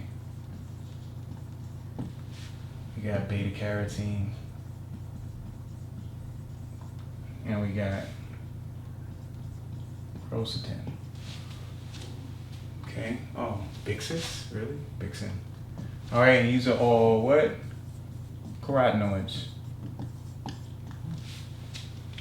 All right. So we got Bixin, beta carotene, vitamin A or retinol, and quercetin. Okay. Bixin you're gonna find in annatto. Okay, or achoti. Okay. Now this is a very, very amazing herb. You know what I'm saying? You'll find it in the Caribbean islands. They call it lipstick plant because it comes in a spiky pod, and when you open it up, it looks like lips. And the actual seeds inside are coated with this with this pigment that can be used as makeup on the body, which women in antiquity, indigenous women still today use. Okay, matter of fact, it's a categorized pigment or color or dye. Remember, color is everything in our life. You know, when you look at movies, when you see things sold like an iPhone, they got it in different colors. Like everything is about the resolution, the depth of color, because that's what we relate to. A lot of the dyes are actually natural dyes. They have a lot of cataloged natural dyes that exist on the books, and one of them is Bixin. Bixin is a dye that they have logged down. So you can get a deep red, a very beautiful reddish orange out of this particular color, you know. And you see the conjugation in all these molecules, double, single, double, single, double, single, double, single, you know. But if you notice, all of these are trans, you know what I'm saying? They all trans, but they can get turned to the cis, you know, they can get turned to the cis, you know, through activation and through the connection of other molecules as well, you know. So you find that in the Nato Achoti, in the Hispanic community, Latin community, the Bodicuas, the Tainos, okay, the people of the Caribbean, Florida, Cuba, you know, even Central America, Caribbean, all that, they all use annatto. You see it in their sofrito, you see it in their, I think it's called salazón, if I'm not mistaken. These particular seasonings that you find in the stores, that's the red color that you see in a roast of pollo. That's the red color that you see in the rice. Matter of fact, paella, if you ever been to Spain or you've ever eaten at a Spanish restaurant, you know, paella is a big seafood dish they cook with rice, and one of the main things in there, they use annatto, and I believe they use saffron as well. So that's where you find Bixen, okay? And Bixen has a lot of antioxidant properties to it. You know what I mean? Anti-inflammatory, antioxidants. All of these are antioxidants. All these carotenoids help. You know, lycopene in tomatoes, you know, and in the watermelon, they all do that. You know, beta carotene. Okay. Now, when you look at beta carotene and you look at retinol and you look at Bixen and you look at quercetin, they all got similar frameworks. So beta carotene can actually be manipulated by enzymes and molecules to produce vitamin A. Okay, this is actually, retinol is just one form. You know, you can split this thing in two and you can get 2 vitamin A's out of that. You know what I mean? So they all work together. Now you'll find beta carotene, shoot, you find them in string beans, believe it or not. You know what I'm saying? Even sea moss got beta carotene in it. You know, but things that are orange, you know what I mean? Of course, like yams, you know, that's why they got that orange center, you know. But anything that has like real deep orange color in it, you're gonna find beta carotene in there. Vitamin A, everything from green leafy vegetables, a lot of tropical fruits, you know, especially fruits that have orange flesh inside, things like that, you're gonna find high amounts of vitamin A. Now, I'm gonna spend most of my time talking about quercetin, okay, specifically. And that's what we're gonna rock with.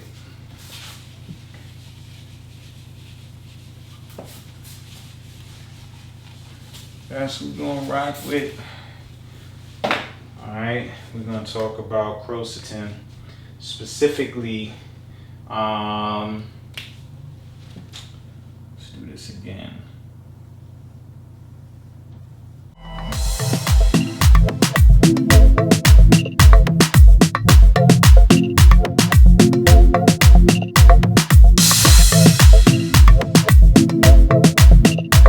Okay, so what I did right here is I added something called Gentiabios or Gentiabios, however you want to pronounce it.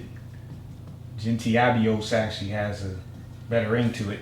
But anytime you see os, you know you're talking about a sugar. All right? And the reason why you got these sugars attached is to make this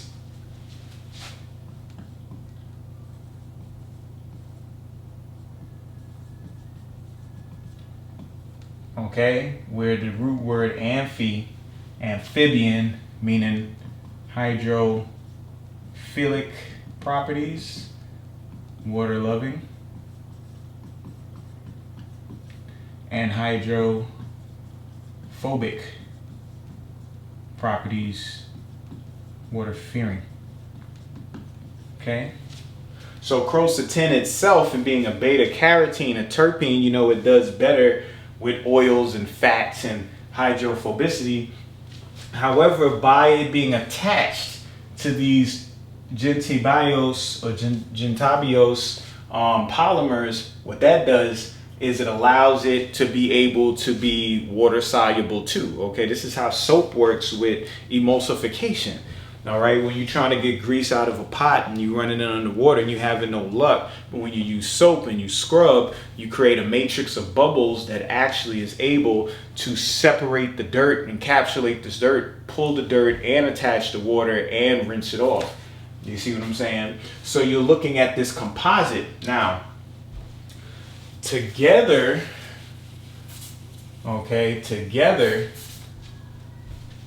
once again, gentibiosis, that part and that part, okay? But this whole thing is called crocin, okay? But this part right here, specifically the red part, okay, is quercetin, okay? So quercetin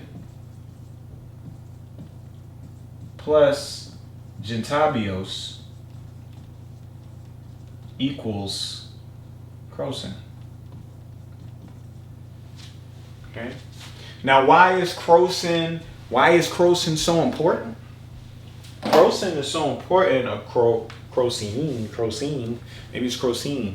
I'm saying crocin though. But the reason why it's so important is because of its effects on Alzheimer's and dementia.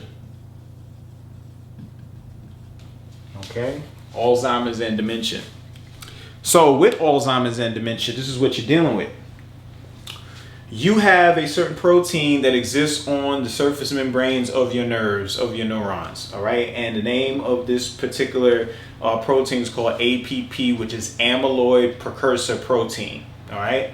Amyloid precursor protein studied all over the surface of the nerves ends up getting pulled into the cell on the intracellular side of the cell, because you got extracellular side, you got the intracellular side. On the intracellular side of the cell, you end up having these proteins that come together and kind of form a vesicle, all right? And the membrane is pulled into this vesicle, so now you kind of got a process of endocytosis, where the cell is pulling something in, except the contents of this vesicle that just got formed from the membrane are these amyloid precursor proteins. Once it's inside the pieces that form the vesicle, initially the proteins dissociate, and the vesicle that contains the contents is then transported, by way of dynein upon the microtubules towards the endoplasmic reticulum, all right? Which is in the soma, in the body part of the nerve, because the nerve is axons and arms that's far away from the main control center, so it has to take it to the control center. So once it gets to the endoplasmic reticulum, it is now embedded in the membrane of the endoplasmic reticulum's folds, okay? Now, two enzymes that end up getting involved now, which is the secretase, okay, and gamma secretase enzymes. What they do is one comes over and clips the same way, like if I could give you a visual, all right? If you're thinking of a plant growing out the ground, the first enzyme is taking the pruning shears and actually cutting the plant at the area where the stem goes into the soil. So it's not pulling, it's not uprooting it, it's just clipping it there. The soil would be synonymous with the membrane of the endoplasmic reticulum. So obviously there's still a piece of the protein embedded in the soil or embedded in the membrane. So once that part is clipped off, there's still two pieces left in the membrane or in the soil, okay? So then you have the gamma secretase that comes over, and the gamma secretase actually clips those two particular last pieces of protein into two pieces, okay? And then those two pieces are supposed to be degraded and they're supposed to be taken up into other things. But when there's inflammatory situations, acidity, problems in the body, maybe there's an invasion, viral upload, who knows what's going on with the individual. But what can happen is those particular two pieces, they got split, they start to aggregate. And as they aggregate, they stack on top of each other, one over the other, like plates of china. And they stack up to the point that they start forming fibers, and then these fibers aggregate together, and that's where you get plaque. Okay, that's where you end up getting the plaque. So the amyloid plaque, that is the reason for Alzheimer's and the loss of functionality, in the brain and in memory. It all comes from, the clipping of those particular proteins. Now, why does any of this matter?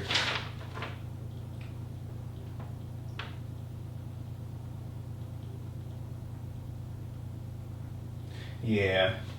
Why does any of this matter? It matters because the amyloid plaque, what crocin does is crocin, and I got the paper, this is a recent study too, man. This is a new one.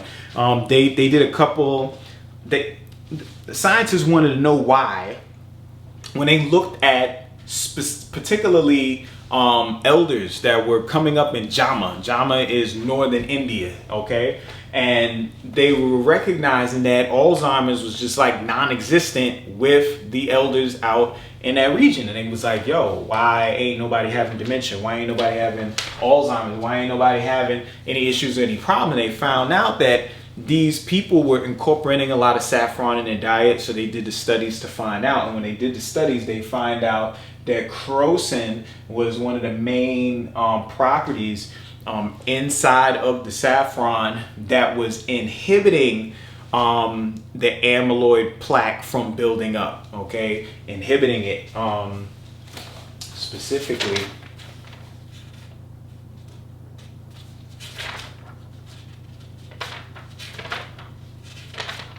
Looking at my notes. Looking at my notes. I know I got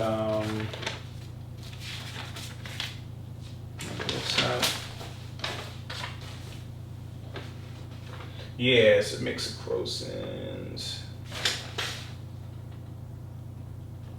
That's it. Okay. So yeah, they call it III-141. Okay, the III stands for Indian Institute of Integrative Medicine, and then 141 is like the logging number, okay? But this is the active property that pretty much consists of 36% quercetin and mainly crocin, all right? And between those two, it inhibits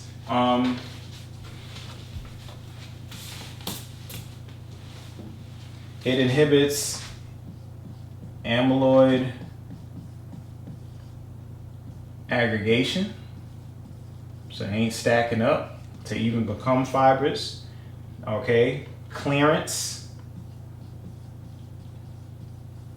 of amyloid, all right? Destabilizes fibrils from forming. Okay, so this is before it even becomes a plaque. All right, so this is what the crocin does. All right, this is what the crocin does in the nerve, with the nervous system and the neurons, man. So anybody who's dealing with dementia, Alzheimer's, any of those neurological disorders that's running rampant, saffron helps with memory along with the rosemary. These are molecules that come from plants that when you integrate into your body and make them bioavailable, your body's able to take them in and use them. They transfer information. It's code. It's like, that's exactly what it is. All of these are codes. These are small little wires. These are little solenoids and things. You're creating circuits to, so your end result could be a certain amount of power output or dynamic, response, such as what an engine is, with pistons. When you put all the parts together and you put that thing with a frame and wheels and transmission, you can move forward, so you put all these things together so you can get that done. So once again, gentabiose, okay, when attached to quercetin forms crocin, okay, or crocin, and crocin inhibits amyloid aggregation, clearance of amyloid, and destabilizes fibril formation. And you find this in the crocus species, specifically the saffron. There's different strands of it. Some of them, no, I'm saying there's one, particularly the one that you would find all the stigmas of for sale. That's the one you're gonna mess with, because the other ones, you know, you're gonna have other effects because they vary. This is the most expensive spice in the world. A lot of people thought it was vanilla, but yeah, one pound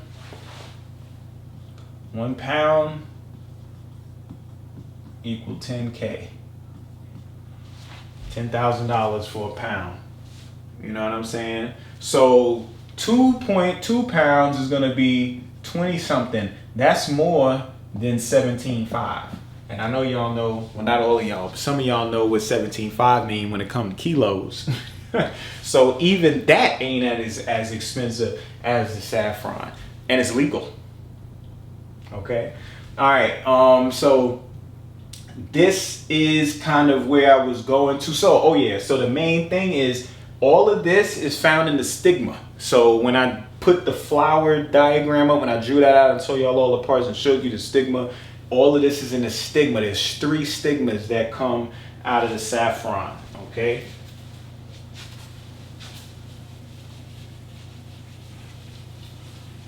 That come out of the saffron. The saffron is purple. It's like a lilac color.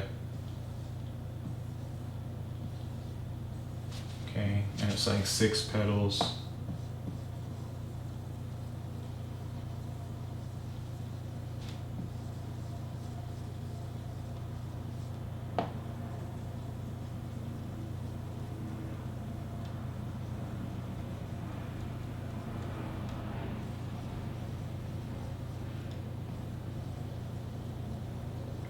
Okay.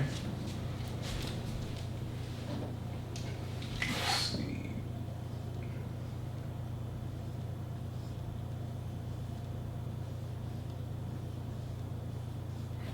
Okay.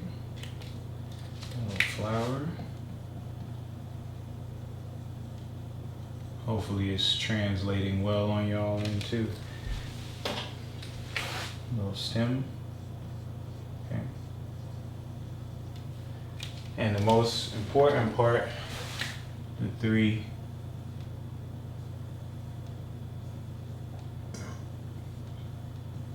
stigmas that stick out. All right, so this is saffron or crocus. Okay.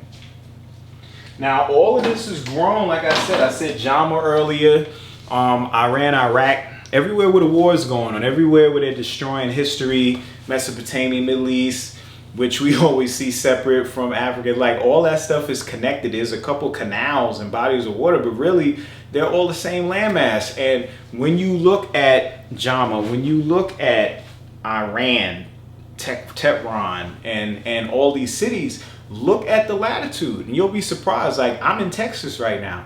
I'm on the same latitude as Iran. So if I'm dealing with circadian rhythm, okay, and I'm dealing with seasons and angles of light, I'm on the same latitude as people who are harvesting this particular plant, meaning I can really benefit off of the things that are grown in the regions. We're going to eat a lot of the same foods, and I eat a lot of Mediterranean, what they would call Mediterranean chickpeas, you know, falafels, tahini, you know, things like that. And all that stuff is real big in those regions, and we share the same light. Now they might be east and I'm west, you see what I'm saying, but we're definitely still on the same latitude, you know what I'm saying?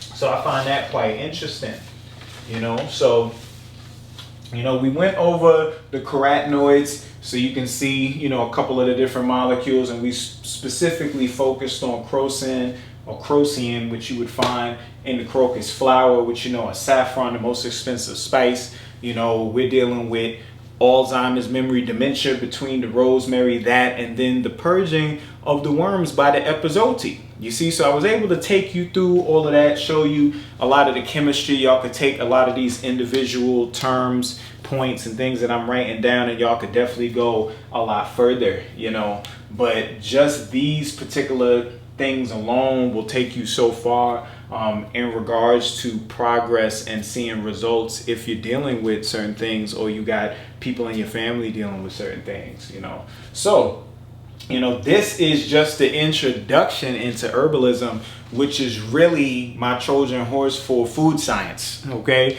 Because getting into the spices, getting into the art of cooking, getting into the bioavailability of certain molecules and nutrients, really getting into nutraceuticals, okay? Functional foods, as opposed to just being another recipe, alkaline recipe. No, we're going a bit deeper. But before I get into that, we got to talk about a little bit of science. We got to get into some of the herbalism so you can get an understanding of these herbs and these plants on different levels, and find out when you cooking, you creating a tonic, you creating an elixir, you creating all types of stuff that you're just ingesting. And the same way you would take a medicine, a capsule, a pill for a certain thing, every day you eat, that's your pill. That's what you take it. But nothing compares to light. Nothing compares to light. Light is the main reason why you're doing all of this. You get majority of all your energy from the sun. You know what I'm saying? So when you eat food, it's really secondhand. Okay, it's really secondhand when you eating food, because 2/3 of your energy requirements is coming from sunlight. That's through your hair, that's through your skin, that's through your eyes, that's through communicating, that's through being in touch with nature, being out in nature, that exchange. That's how you get your energy, barefoot in the grass, walking on the beach, swimming in the ocean, all those things, climbing in a tree, sitting against a tree, walking through the forest. Now, that's something that I did skip over with the terpenes, and the fact that the terpenes that are emitted out of trees, basic structure, right? Now, these terpenes that are emitted out of the trees, they become seeds for what? Nucleation of the weather. Right?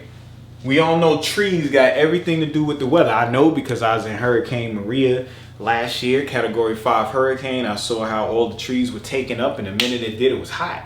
And all the bees was out. There was no protection, because normally the trees is what creates the weather. It keeps things cool, to create shade. And the emissions of the terpenes are seeds that the atmosphere is able to create nucleation with, so it can form into what?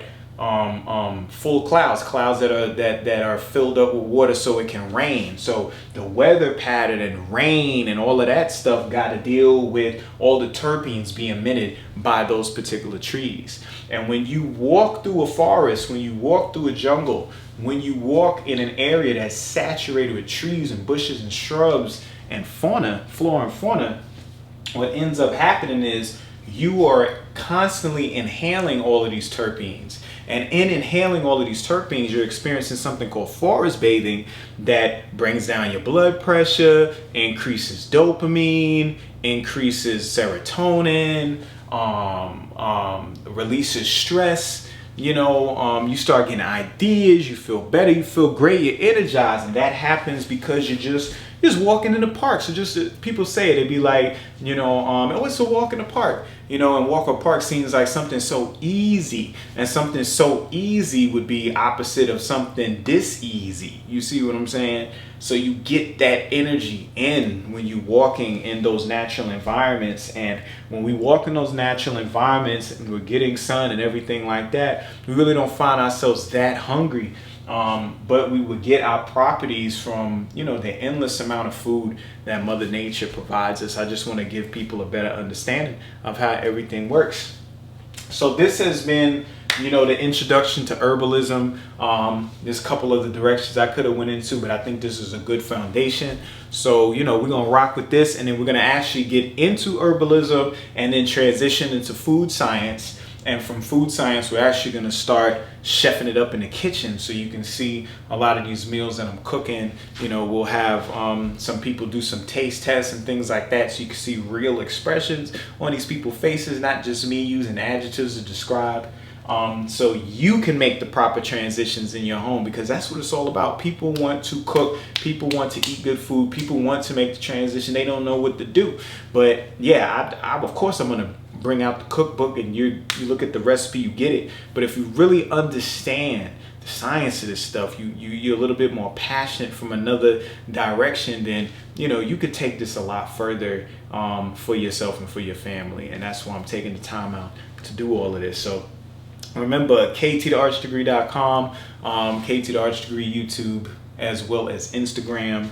I'm going to be in Florida on October 14th. Okay, John 9 as well as Oshun is going to be performing. Melange is going to be presenting. I don't know if it's a new gallery, new pieces, new series, but she's going to have her art there. We also going to be dealing with Drigo, the food alchemist, the culinary alchemist, who's going to have, he's going to be substantiating all this information, and I'm going to be putting down some info too. And that's 50 West Atlantic Boulevard, Pompano Beach, Florida, October 14th. You know what I mean? So anybody in Florida, come on through, check it out. Other than that, I'm going to be focusing on this next getaway, this next retreat to St. Croix, and getting this book ready for y'all so y'all can stay home, study, cook, and be married. You know what I mean? So appreciate all of y'all for tuning in. I'll see you soon. Peace.